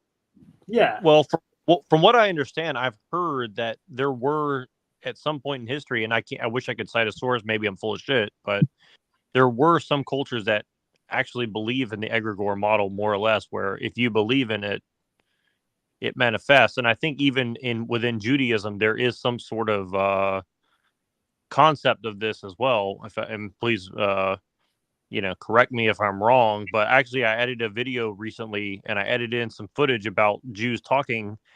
And to me, the subtext of what they were saying was kind of this, which is, if you believe it, you'll manifest it. And that does seem to be something that Kabbalists believe in. So again, I'm not smart enough or know enough about it to really claim this is what is the case, but it does seem to be a very real phenomenon from what I understand. What is Machine trying to show us here? Modalism? Modalism? Yeah, modelism, yes. Is it model with an E instead of an A? I'm pretty sure that Hank can explain this concept. Yeah. So pretty much modalism's when you have is a Trinity, how it works.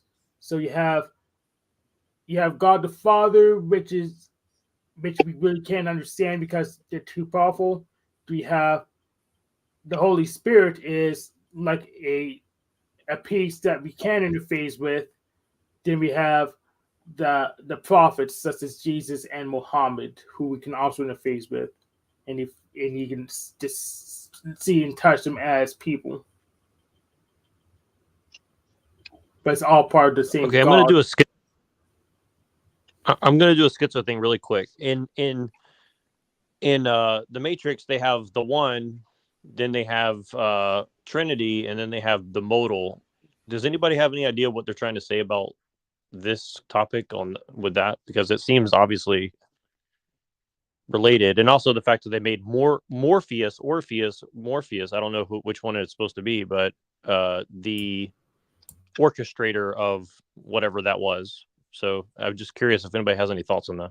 I don't know if this person here that's trying to enter right now is trying to troll right now. It's just somebody called Love and Wisdom. So we might be, if we get porn bombed out here or something like that, then I'm just going to shut it down and start it again. So anybody, if that happens, know that I'm going to shut it down and then start it again. But I'm going to let this person up. It's been 2 hours here. So, we'll figure out. Yeah. If you have porn, PM it to me. Oh, that's what's going on. Is my camera's not working. God damn it! You couldn't see my Punjabi ass. Let me. Oh, okay. Well, I know him. I know his voice. Oh, okay. This is our friend. Yeah, this is our dude here. Oh shit! He just fell out. I remember him. Yeah, you fell out. I remember from the voice. He was on your Discord server. Yeah, God is real. Yeah, right? we know that dude. Yeah. So, so Love and Wisdom. If you want, you come on back. Thank you for joining. Bless you, man. Yeah. But yeah, modalism is basically the egregore version of the Trinity. That the three aspects of the Trinity are part of the same God. So it's kind of like, interesting in that aspect. I mean, isn't that what Christians believe in, more or less? I mean, Some of them do, but other ones have an irrational version instead, which they can't describe at all. Well, that's why it's a useful belief, because it's considered a heresy, because you can't have because the Trinity has to represent three distinct persons within the same Godhead. So if they're three parts of the same God, well, then that would be heretical. Or if they're three distinct gods, it would be heretical. That's called tritheism. So you have So it would be like modalism on the one end and tritheism on the other end. But yeah, go ahead, Neuro. Sorry, no, I'm sorry, I'm speaking too fast. But is that related to the concept of what avatars are in Hinduism? Perhaps, yeah. Absolutely. Absolutely. Yeah. Similar concept, yeah. In fact, I would say exactly the same concept. Philosophically, it's very it gets into some of the same discussions over how much what is the self, because the God in Hinduism is known as the transcendental self. So it is the ultimate iteration of selfhood that is possible. So it is the ultimate, in a sense, identity. So identity and selfhood and personhood are philosophical themes within Hinduism and Christianity, unlike in other religions. The Ubermensch, but on a philosophical level. Right. Well, this is what I wanted to ask as well. So if Christians are only judged by their faith, then why should Christians have a problem with people trying to use logic to understand everything else, including the faith? And kind of what I'm saying is, like, when you ask some certain Christians, they say, well, it's only about the faith. But then they say, well, Christianity is true because it's the most logically consistent or most reasonable thing to believe. Well, I'll tell you this, brother. I'll tell you this. Christianity is the biggest religion in the world. Followed by that is Islam. And then you have many religions. And as my brother, the Machine Lies, just spoke, Hinduism is that of, you're an ant. Then you become a goat. Then you become a lion. Then you get to become a human being, right? You get to have the Godhead consciousness where you understand what is good and evil, what is right and wrong, what is guilt and innocence, all these things.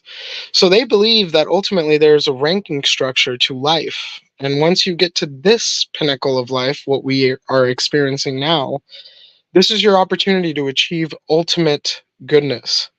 And if you can do that, if you can die, and after your death, everyone says only good things for you, only good things of you, you ascend and you transcend whatever the fuck we're experiencing right now. Because many people believe this earth is a soul trap.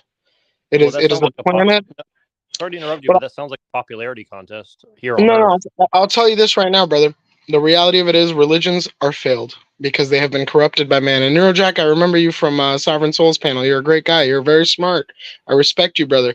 You do. I'm not insulting you. I'm just being direct. Yeah. No. And then that's what I love about you, man. You're a very astute man. You keep it logistical, and logistics is what keeps society going. So, but what I would simply like to state is there is a spiritual evidence behind religion. And if you can just excuse the corruption of man and look at what the deep root to that religion or any of these religions is, you'll find it is simply to be good or evil. And we have the choice of free will. And that is the ultimate test. Are we capable of this free will? Many say we are. I would like to think we aren't. Look at the world. There's children being trafficked, poverty, a root, a war going on. I mean, it's just fucking insane. It never stops. It just gets worse and worse, and we're always fed this bullshit. Vote for this guy. It'll get fixed. It never gets fixed. Well, I mean, I'll give you an example that's on my mind today. Like, we all have people that we love, and we watch them just do things that we can't comprehend how they could possibly come to such a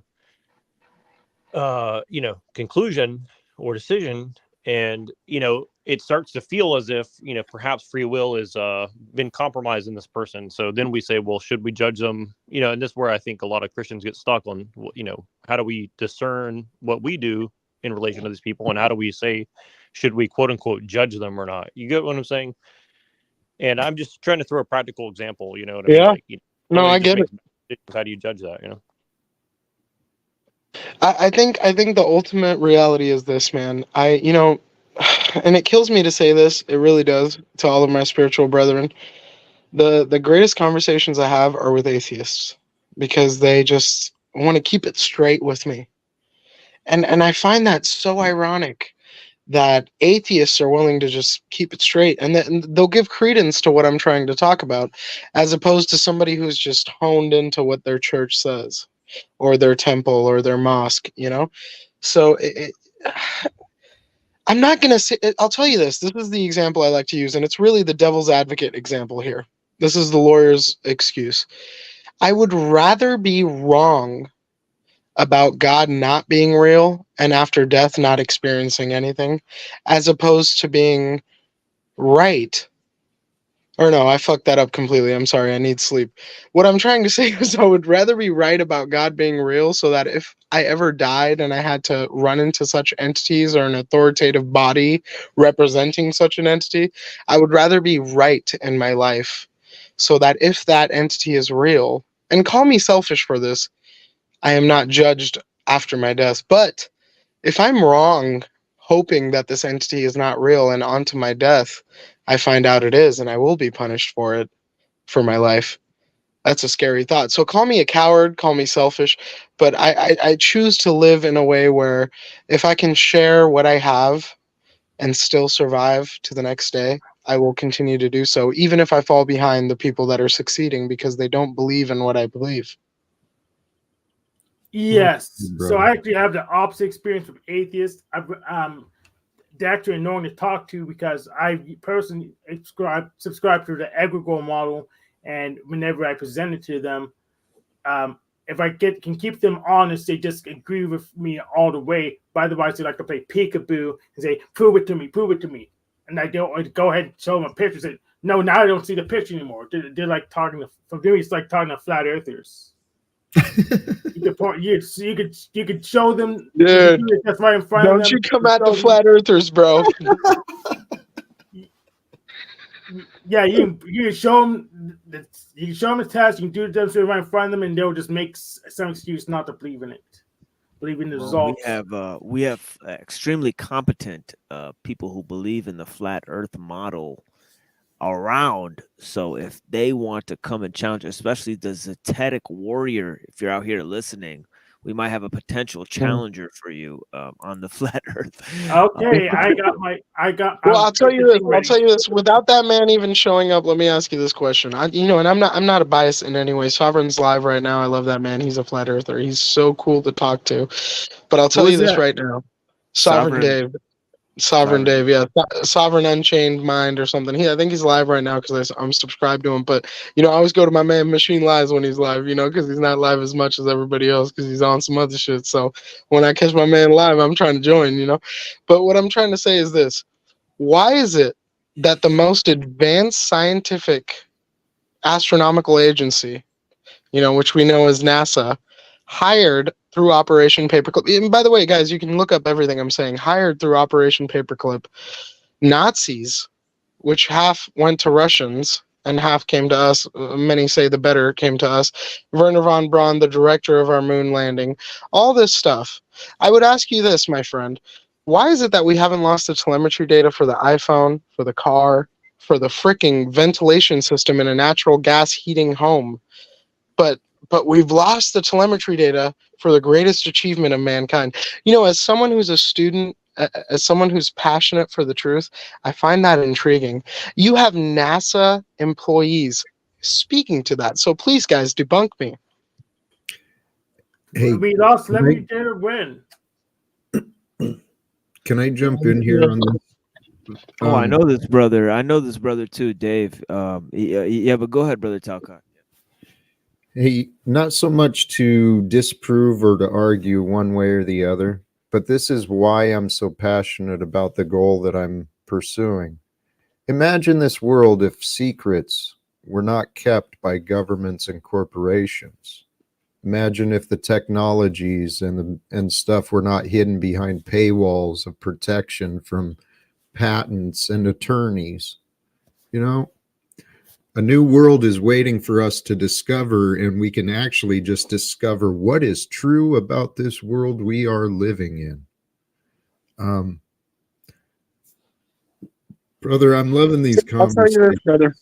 I don't know if you're familiar, and you might think I'm crazy, but if you do the research, you know, I'm blessed enough to speak 4 languages. One of them is Urdu, which is quite. Oh shit! I just dropped my phone. Sorry about that, folks. It's quite similar to Arabic. So I know how to read the Quran. I know how to read the Gurquran Sahib. I went to Catholic school. I read the Bible. I was forced to memorize it in religion class, and deacons would reprimand me for not knowing psalms and verses, right? So I'll tell you this. The bloodline of Cain, if you read these books, and they all have different names, the devils, the antichrists, the Dajjal, you know, the jinn, the demons, you find it in these books. They all speak of the same thing. So it's so ironic we all argue over these religions and nonsensical things. But the reality of it is, like this thing we're looking at, it's yin yang, it's duality, it's black and white. There is no gray. When you turn that light off, there is no gray. The void is filled by darkness. When you flip that light switch back on, it becomes light. So I genuinely believe the people in charge of this world that are responsible for its consistent, continuous corruption are the ones that are evil, that come from the bloodline of evil. And if you don't believe that, you'll always think this is coincidental and mankind is just bound to fuck up. But if you can look into this stuff and you can look into the fraternities and the sororities, whether it's the Eastern Star Orders of the Sisters or the Freemasons or the Rosicrucians or the Black Jesuits of the Eastern Pope Order, right? We all know the Pope. We don't know the Black Pope, right? So these are the things that I encourage you to look into, because you find very quickly that there is a very small amount of people that are in control of the world. And many people call me crazy, man. They call me crazy when I say this stuff, but I'll tell you this. I spent 4 years in a university, 2 years before that in a university to get my fucking BA for my political science degree. And I'll tell you this much. The richest people and the most white-collar people I meet, they're super aware of this shit. They act immune to the law. They act as if they're diplomatically immune because of their knowledge. So how is it that the richest, most successful people I meet are far more spiritual than the person on Section 8 housing on an EBT welfare card telling me God's is real? No, this is simple, because your welfare person's getting crack every day. I have a couple friends who live in that project, so the welfare people are crack every day, and the rich people aren't. So because they actually have a decent life, so they can go on vacation, have good experiences, and eat good food. Yeah, then when they run out of the crack, they smoke cornflakes and shit. Yes, that's true, Cecil. Yeah. No, but the answer to NASA is, like many other things that I could name, it's just one big scam. They just told people, yeah, we got this organization, and you're gonna keep putting your money into it, and here's some moon landing footage, and we don't give a shit if you figure out that it's fake, because we're gonna give you some other stuff that you can figure out that's fake. And you peons down there could just keep on telling us that it's fake, and we're just gonna ignore you and keep on taking your money. Right. And it's the same way with that climate, climate issues. The thing that happened back in 2020. There was this event that happened towards the end of the Second World War. It kind of sounds like hologram or whatever, like there's a long list of things that I can list from history that is just scams that ultra powerful people have run. It's like that dude. And do you think this is why people like? And I'm sorry to interrupt you, my brother. You speak on some real facts, Cecil. Do you think this is why people like Richard Branson, Elon Musk, all these individuals like Jeff Bezos are in this space race? Because, clearly they are in that circle that you're discussing, right? I mean, why wouldn't you be? The guy who created Amazon, the guy who created Tesla, SpaceX.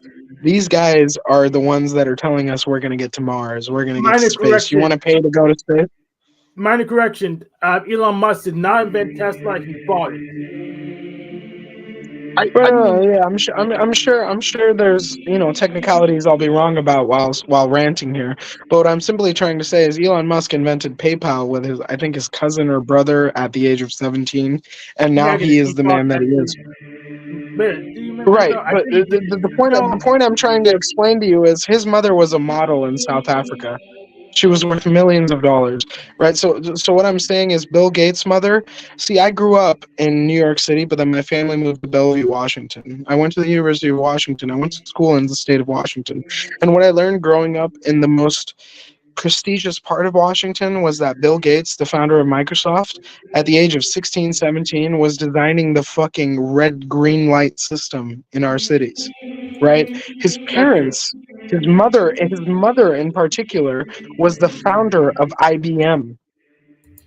She's on a right, board. so She wasn't, I wouldn't say she's I a mean, founder. come on, man. Listen, Hank. If you and I come up with an idea and the company is open on the market of the stock trade, we're going to be on the board, right?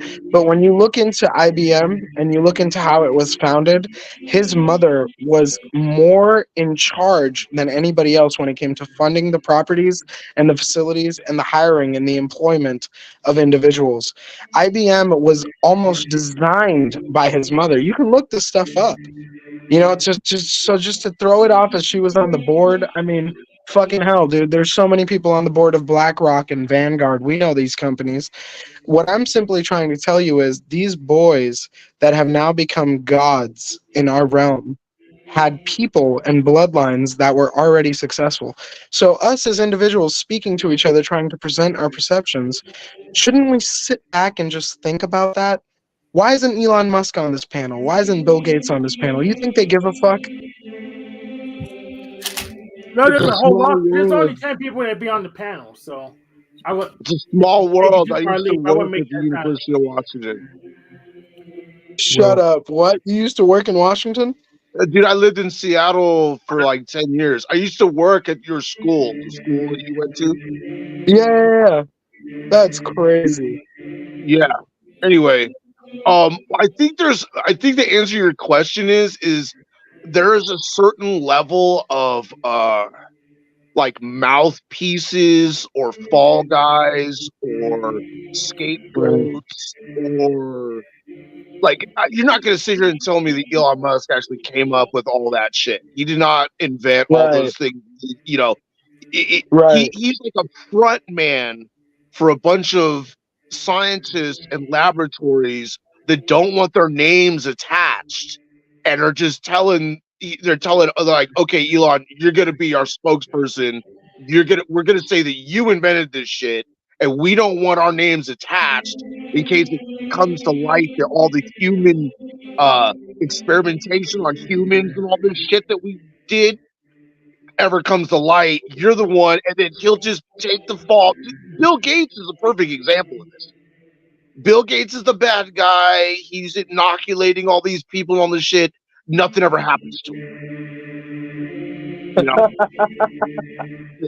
Bill Gates is this evil bad guy and all they did, but nothing ever happens to the guy. He supposedly stole or scammed the framework for Windows from some other dude, and all this shit. But yeah, Fauci, another example, fall guy, scapegoat. The real people behind this shit are, like you're saying, are these super powerful families that are, if you dig deep enough, you can find out who they are. But the average person, 90% of people out there, wouldn't know who you were talking about. Right. If you brought up some of these people, these Rothschilds, these Rockefellers, DuPonts, and all this other shit. So yeah, there's a layer. Another perfect example. George Soros, the supposed philanthropist. It's helping people and all this. He's a fall guy, dude.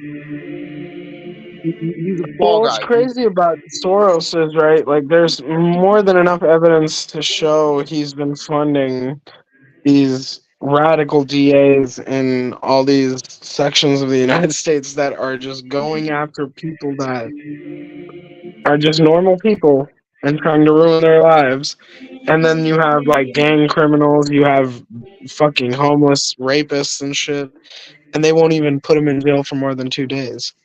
So like that, there's definitely evidence to state these individuals are funding, campaigns for these accused district attorneys, ADAs, whatever you want to call them, getting into these positions. And Falcone in San Francisco is a great example. Within 2 years, he was recused by the own San Franciscans that pay taxes there. I mean, they were so sick of that shit. Here's the thing, though. If Yeah.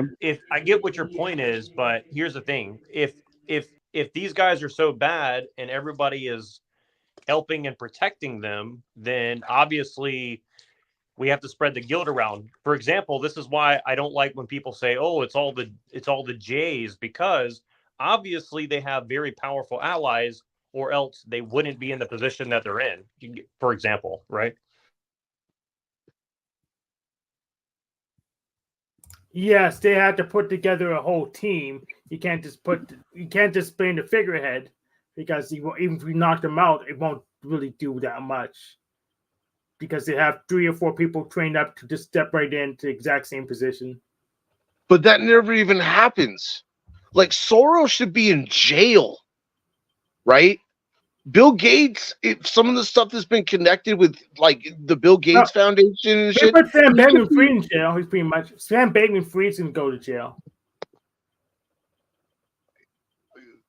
They just hover these people up there and go, okay, we're not going to tell you who the real culprit is, but here's this fake one, and by the way, you can't do shit. Just letting you know. We are putting a figurehead in jail. We're putting Sam Bankman-Fried in jail. And he's pretty much up with them, but he got his money with crypto, so they wanted to make crypto bad. But it is actually bad if you look deep into it. Who, Sam Hyde? No, Bankman-Fried. Sam Bankman-Fried. I've never even heard of this person. He's a crypto scammer. Dude, nobody cares. I mean, big deal. Some dude made a bunch of money off of crypto and wasn't allowed. That's probably why he's in jail, because some poor person figured out a freaking hole in the system and was able to crawl out of poverty. And they're like, no. You're going back into the hole.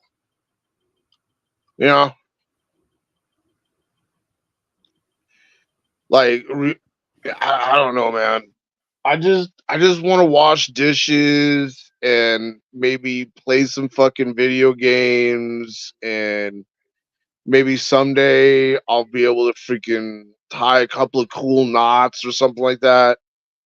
But beyond all that, bro, I'm just waiting for the apocalypse to happen, because there's going to be a lot of fucking people who are useless now. They're going to be dead then. And I'm mostly talking about these useless people involved in government, like these fact checkers and mental health professionals, and the little retard squads that they got running around trying to freaking sniff people's farts and see if there's anything wrong with them or whatever. Like, there ain't gonna be any more of that shit. Those people aren't gonna be able to survive. And you know what? Maybe I won't be able to survive. Maybe I'll be taken out in the initial blast. And in some ways, I really hope it happens. But at least I'll be happy knowing that, like, I actually work for a living and actually better my society. I try to enrich my society, and those people don't. They just think that they do, and they actually are just little nuisances that don't mean shit. And this is pretty crazy. I got this thing. We'll get into this. Would you guys like to know how relevant Sam Bankman-Fried is? And Cecil just doesn't want to get into it because he thinks it's boring. Sam Hyde? Illuminati. No. Illuminati. Do you believe? Illuminati. Do you believe in the Illuminati? Let's not go there. I mean, of course, there's Come on, Illuminati. man. Your name's They were Illuminati. founded on April Chat. 1st, 1776.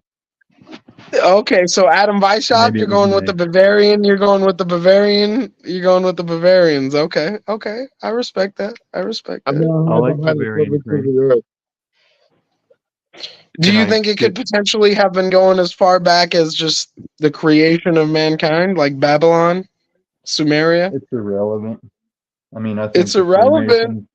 the Freemasons go back further than the Illuminati, but it doesn't matter. It's like it's nothing that is on the scale you're gonna do anything about. All right, Illuminati. Let me just be the fucking, I don't want to be, I don't want to be the Fox News guy here, but let me just keep it real with you, dude. You are notorious for being the ultimate troll on these panels. I'm not a Not troll. just this one. You're like a celebrity, dude. I didn't even know you, but I've heard of you. Like, I go on these panels and they're like, you ever met Illuminati? That fucker will run. Like, they think you're a federal agent, dude. So I'm just curious. Like, Well, you we'd go say by the everybody's an name. agent. You go by the name of essentially a organization that is the mainstream novice direction for people to wake up. And I'm I just don't curious, have what do that you think? name at all. Do you believe it? Do you think this world is being controlled by hierarchy, or are you just a troll? Keep it real, my man. I'm not a troll. I have the ability to troll, but I'm not a troll. And Okay, I I don't have respect the that. name. I don't have the name of the Illuminati. It's just a Illumitami? sound that's similar. Okay, so why would you put illumination? Well, the beginning of the word illumination before your name, Tommy, if you're not trying to affiliate with it. Why would that make me try to affiliate it? Maybe I'm trolling them. Okay. All right. Well, hey, you know what? In the court of law, that is your First Amendment right, man. You're trolling the Illuminati, and I will accept that. This is my first interaction with you. Hey, I'm Gam just Gam. saying I've heard so much about you, man, and everyone's like, "Oh, he's a Fed.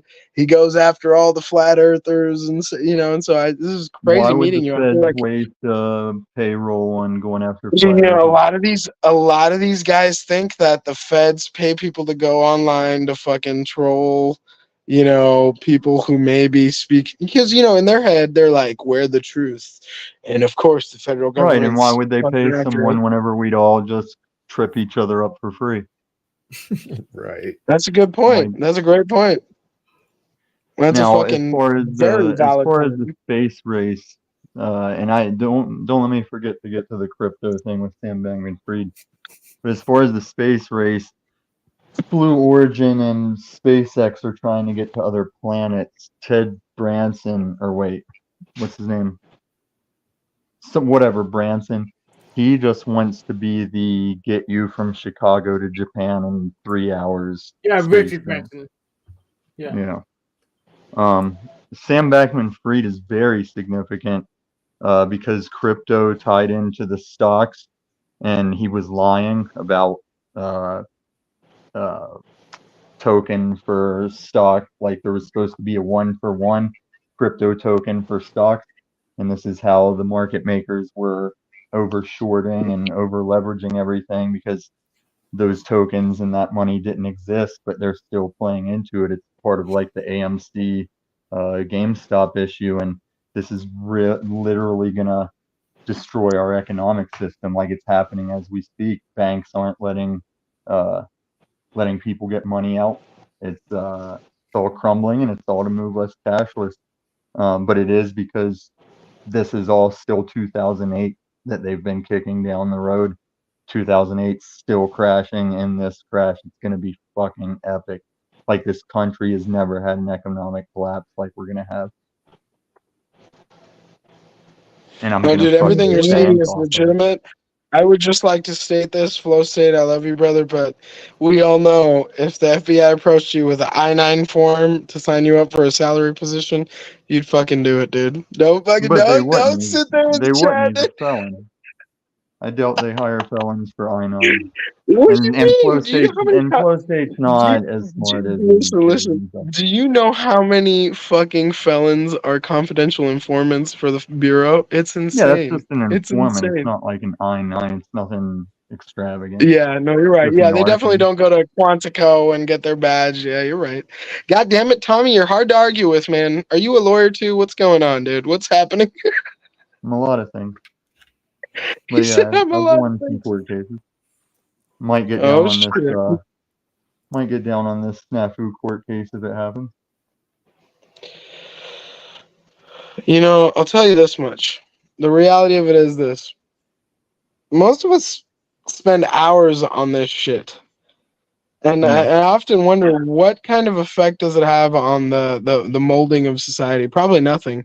So is it ultimately just people, trying to work on their mental health or coming here to vent?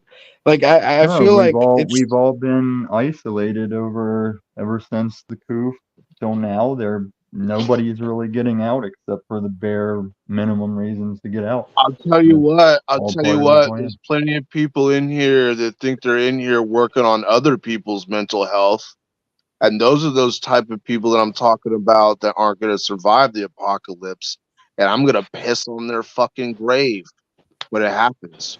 Okay? Well, this You see apocalypse, you either Jack's get or you hat, get just got. smack him in the face. He knows what I'm talking about, dude. He's like, yeah, put the smack down on this motherfucker. Yo, Jack Talcott, man, that's some Talcott swag. You know what I mean? You don't know nothing about that. Yeah. All right, guys. All right, let's keep it real. What do you think? What do you think is going to happen in 2024? Who's winning? Who's losing? What do you think? Biden's gonna win again. Listen, they're talking about they have proof that this has all been Obama's third term, and there's also a paper trail that technically Trump was never removed from office. So it's hard to tell that's what's some going to huge happen. shit, bro. But That is some. Why didn't JFK Jr. come back at that rally? What the fuck are we talking about? I mean, I think the royal families of the world will win the election. I think the American people are going to lose the election. No, you don't. as always. You Yeah, don't as win always. the election. There's no such thing as an Guys, election. Let me throw a You wild didn't- card. I think the American public is going to find a way to interrupt the sick political games that have been playing. No, 'Cause I the know thing that's Wild already card. going on the Wild inside. card. Like, Wild there's card all- Jack 2024. Wild card Jack 2024. There you go, man. I don't want to participate. I want to dismantle the fucking system. Yeah, It's not gonna, Jack. That's You're just a bunch of talk, Jack. It's not gonna happen. You're gonna watch it I'll play tell you out. this. You're I'll gonna tell you this. navigate what I'll tell you happens. this. I'll tell you this. If you look at the spiritual thing, we're never gonna win, right? It's all about the individual battle. But if you look at the physical plane, I will tell you this. If there is a time for people to not fall for the elephant and donkey bullshit in this country, it's now. Amen. It's fucking now. Yeah, but it's still gonna play So, out. are you saying that we should vote for a Kennedy? Is that what you're saying? No, you No, shouldn't I'm just saying. vote I'm at just all. saying, like You India, don't have a vote. like India. You know, where my family's ancestry comes from. I was born and raised in New York City, but I'm a first generation American.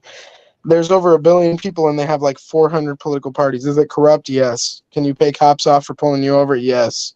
But I have a the guy in idea is they have over 400 political parties. Why is it that we always have to choose between two fucking parties in this country? We don't. We've got to stop. No, you do, settling because for they're both limited private. choices. Tommy, damn it! This is why you always argue, because you never fucking listen.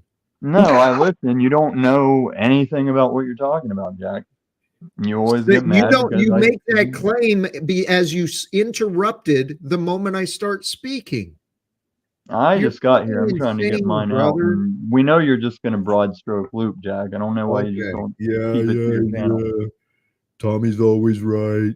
Never. Well, I just try and only talk when I know what I'm talking about. You only talk when thoughts come into your damn head. You don't self-censor, dude. Why should I? I've never registered to vote, and I've never voted, therefore. Yeah, I never have either, because that's like clicking I agree to all your tyranny, and you're not actually getting a vote because you didn't pick the candidate. I like. Ooh, got somebody I on that one. mess with No, you're just talking to talk, Tom. No, Jack. Tell me how have you ever had a vote, Jack? If you didn't pick the candidates, how have you ever had a fair vote? You It don't know doesn't where the work. They're candidates all came bought. from. Right, It doesn't, who you vote for is irrelevant. I'm sorry to interrupt, but who you vote for is irrelevant because the lobbyists pay for the people that are already making it there. I mean, if we don't have a point of evidence to prove this, who better to use than Bill Clinton and the CIA? Oh, they're gonna expose. They're Killing. gonna Hold expose on, a hold lot on, about the hold on, hold on, 2020 hold on, election. sir. Give me 10 more seconds. There's a Give me lot 10 of more stuff seconds. on the brink We've of coming all out. seen Breaking Bad. We've all seen fucking Breaking Bad. There's a scene where they gotta shoot a fucking kid on a fucking dirt bike, right? Because they're stealing methylamine from the fucking train. Bill Clinton was the governor of Arkansas when the CIA had that guy, Barry Seal, that was piloting Pablo Escobar's cocaine into the fucking United States. Fucking dropped that shit, and a kid saw it, and the CIA shot him on sight. Right? This was when Bill Clinton was governor. Him and his wife, from the last time I checked, are at the creme de la creme of DC. So it's just like, what are we talking about here? It's all about what you give and what you get, right? I don't get the relevance though. I mean, there's all kinds of corruption that happens with politicians. Well, the relevance is simply this: that and I may be misunderstood here. You're saying that a vote is credible, and I'm saying it's already sold out before you vote. I didn't say it's credible. I said you don't have a vote. If voting mattered, they wouldn't let us do it. Good evening. And yeah, and the system is Right, never but going to give you do a you way understand? Do to you understand? upheave Do the you system. understand? Do you understand that Jack was literally saying that, and you didn't even let him finish? I know Jack all too well, and No, you don't. it You're a liar, Tom. I'm not a liar. You are a liar. You claim to know me, and you do not.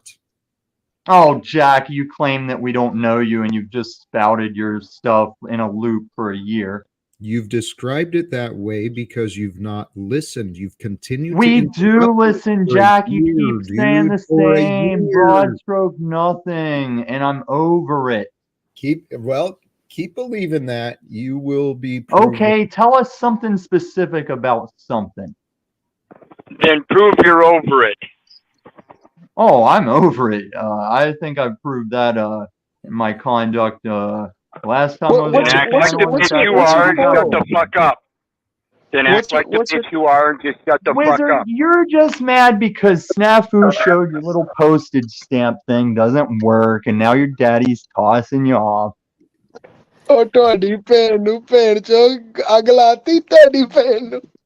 I don't know what you were trying to accomplish not paying for postage stamps anyway. It's nothing. It's nothing to Yeah, I any just weight. clicked the link. I heard Tommy saying that it's Barack Obama's third term, and I completely agree. He says he wants to run the White House from the basement. What's below us? That's the basement. That's hell. Hello. It's where the chef died, was it? Well, you know what? Obama. I had Jehovah's Witnesses. I had Jehovah's Witnesses show up at my door, and they told me hell wasn't real, and I needed Do to you have accept time to talk Jehovah about as the my business? Lord and Savior. So, sir, I refuse to buy into your propaganda. Yeah, but I don't believe in the golden plates that was given to the most generic name of all time, Joseph Smith. No, thank you. No, I'm that not was subscribing to Mormons. that. That wasn't Jehovah's Witness. That was Mormons. Yeah, that was Well, either way, the I'm not buying Mormons. into their bullshit either. Good on you, Smith. Hey, is it Punjabi? Yes, sir. I think Yeah, this is a Punjabi, like take the jobby. Hey, you Take know the what, man? Punjabi, yes. 1984. 1984. That's crazy. Your fucking picture is 1984. That's when my people got genocided and split into fucking Yeah, that's the Pakistan and India. That's documentary. why most of us are in Canada, England, running 7-Elevens and fucking driving trucks. I'll Oh, tell I you know. this, dude. 1984. That was the year my Muslim people. persecution. Get the fuck out of here with that. No. Not at all, motherfucker. Do your research. It just takes simple fucking college history. You fucking look at it. It's a lawyer in England that designed the borders. Oh, you're the for same one who was saying separation. you were a lawyer the other night, aren't you? Oh, are you the fucking bum couldn't that be said I wasn't a grifting lawyer? anymore, bro. I You know quit the this panel when guy. we called you out for not being guy. an attorney. Yeah, because you're the bum that was trying to call me out for how I make money, and I didn't want to waste my time with you. And then you're like, So you I'm just out of changed- here. Somebody's so doubting how you, I live. So That's you shit, just I'm change your leaving. fucking name Someone's and your calling me picture? out for grifting. Bro, I'm this leaving. is crazy. So I know. Illumatani joined the panel, and I was like, "Yo, you're Stars notorious for being a arising. troll." And after Illumatami joins the panel, you got this fucking bum who drinks a lot and gets on YouTube to clown everybody. I mean, if you feel good about making me feel like I'm fake, go for it, man.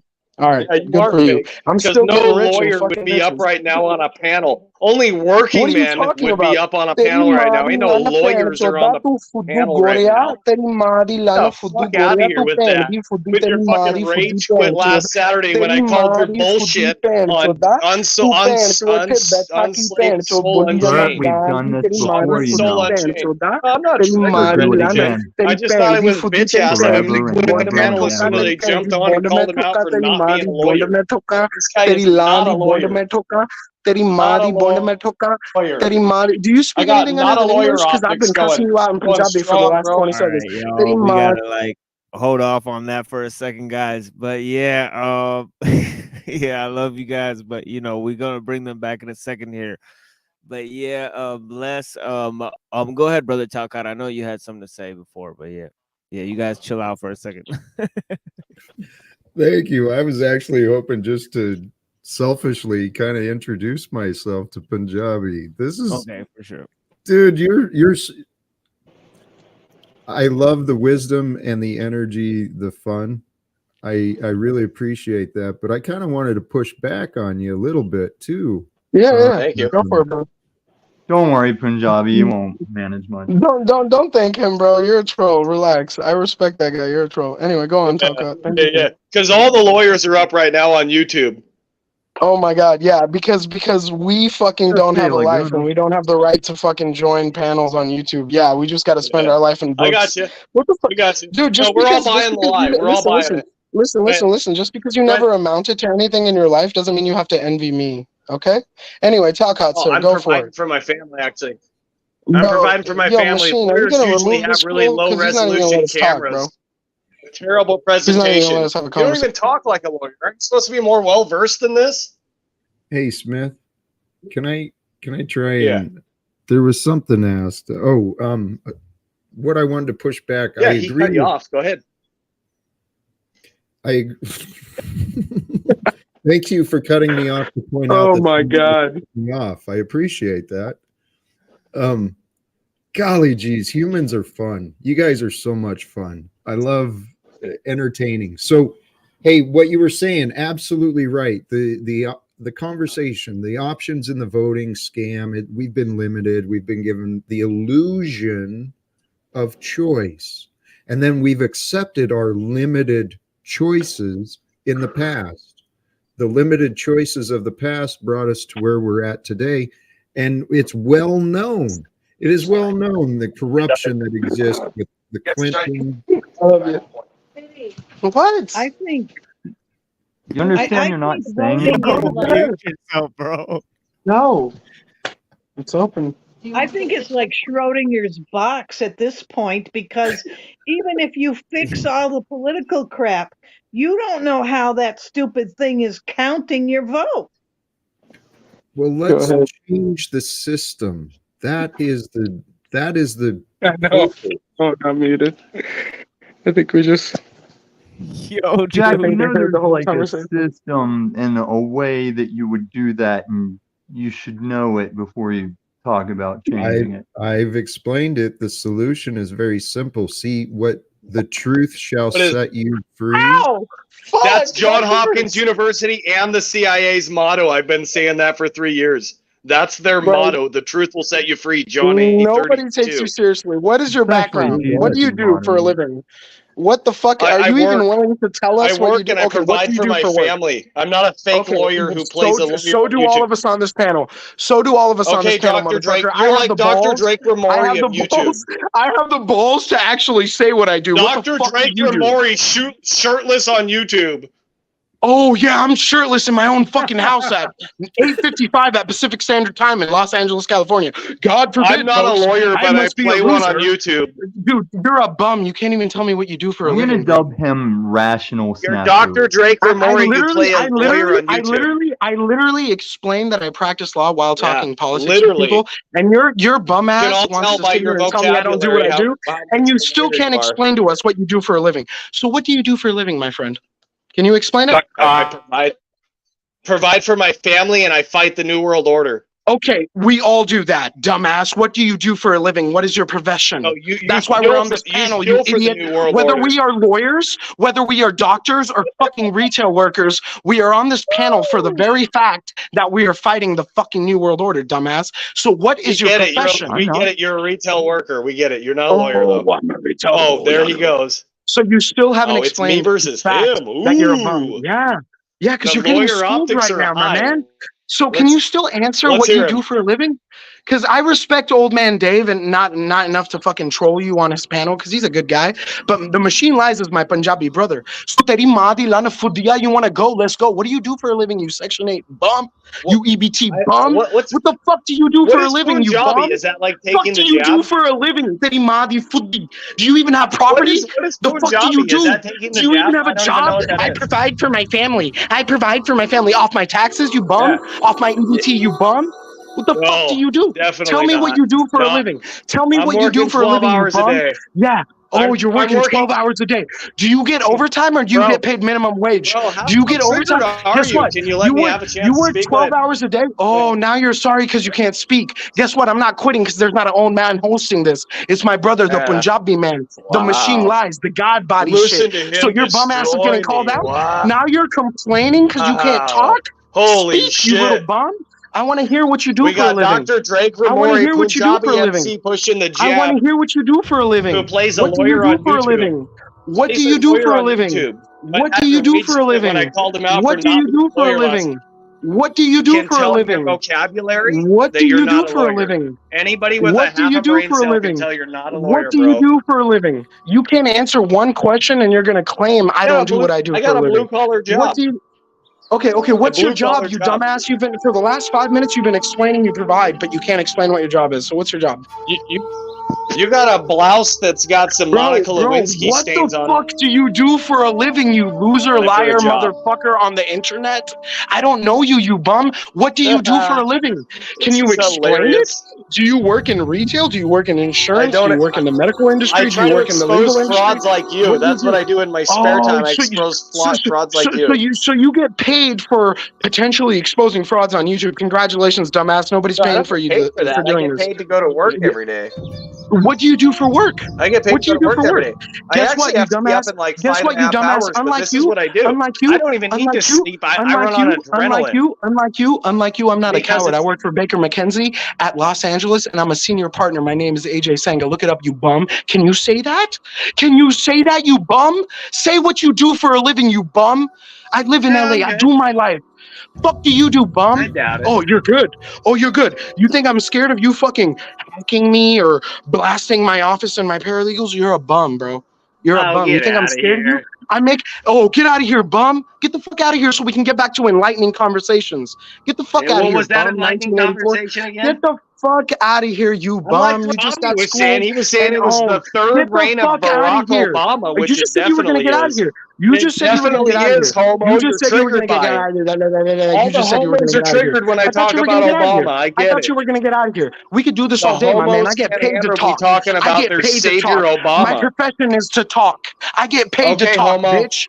What's up? The I'm a homo is now. triggered. I'm a gay guy now, guys. Even though you saw my girlfriend live talking to me. Oh, I'm a gay guy now. The Is homos that your get next triggered stick? by their savior, So Obama. I'm a fake lawyer and now I'm gay, guys. This is his literal male deficiency in life. It goes to show how much of a failure he is. I'm gay and I don't do what I do for a living. What do you do for a living, bro?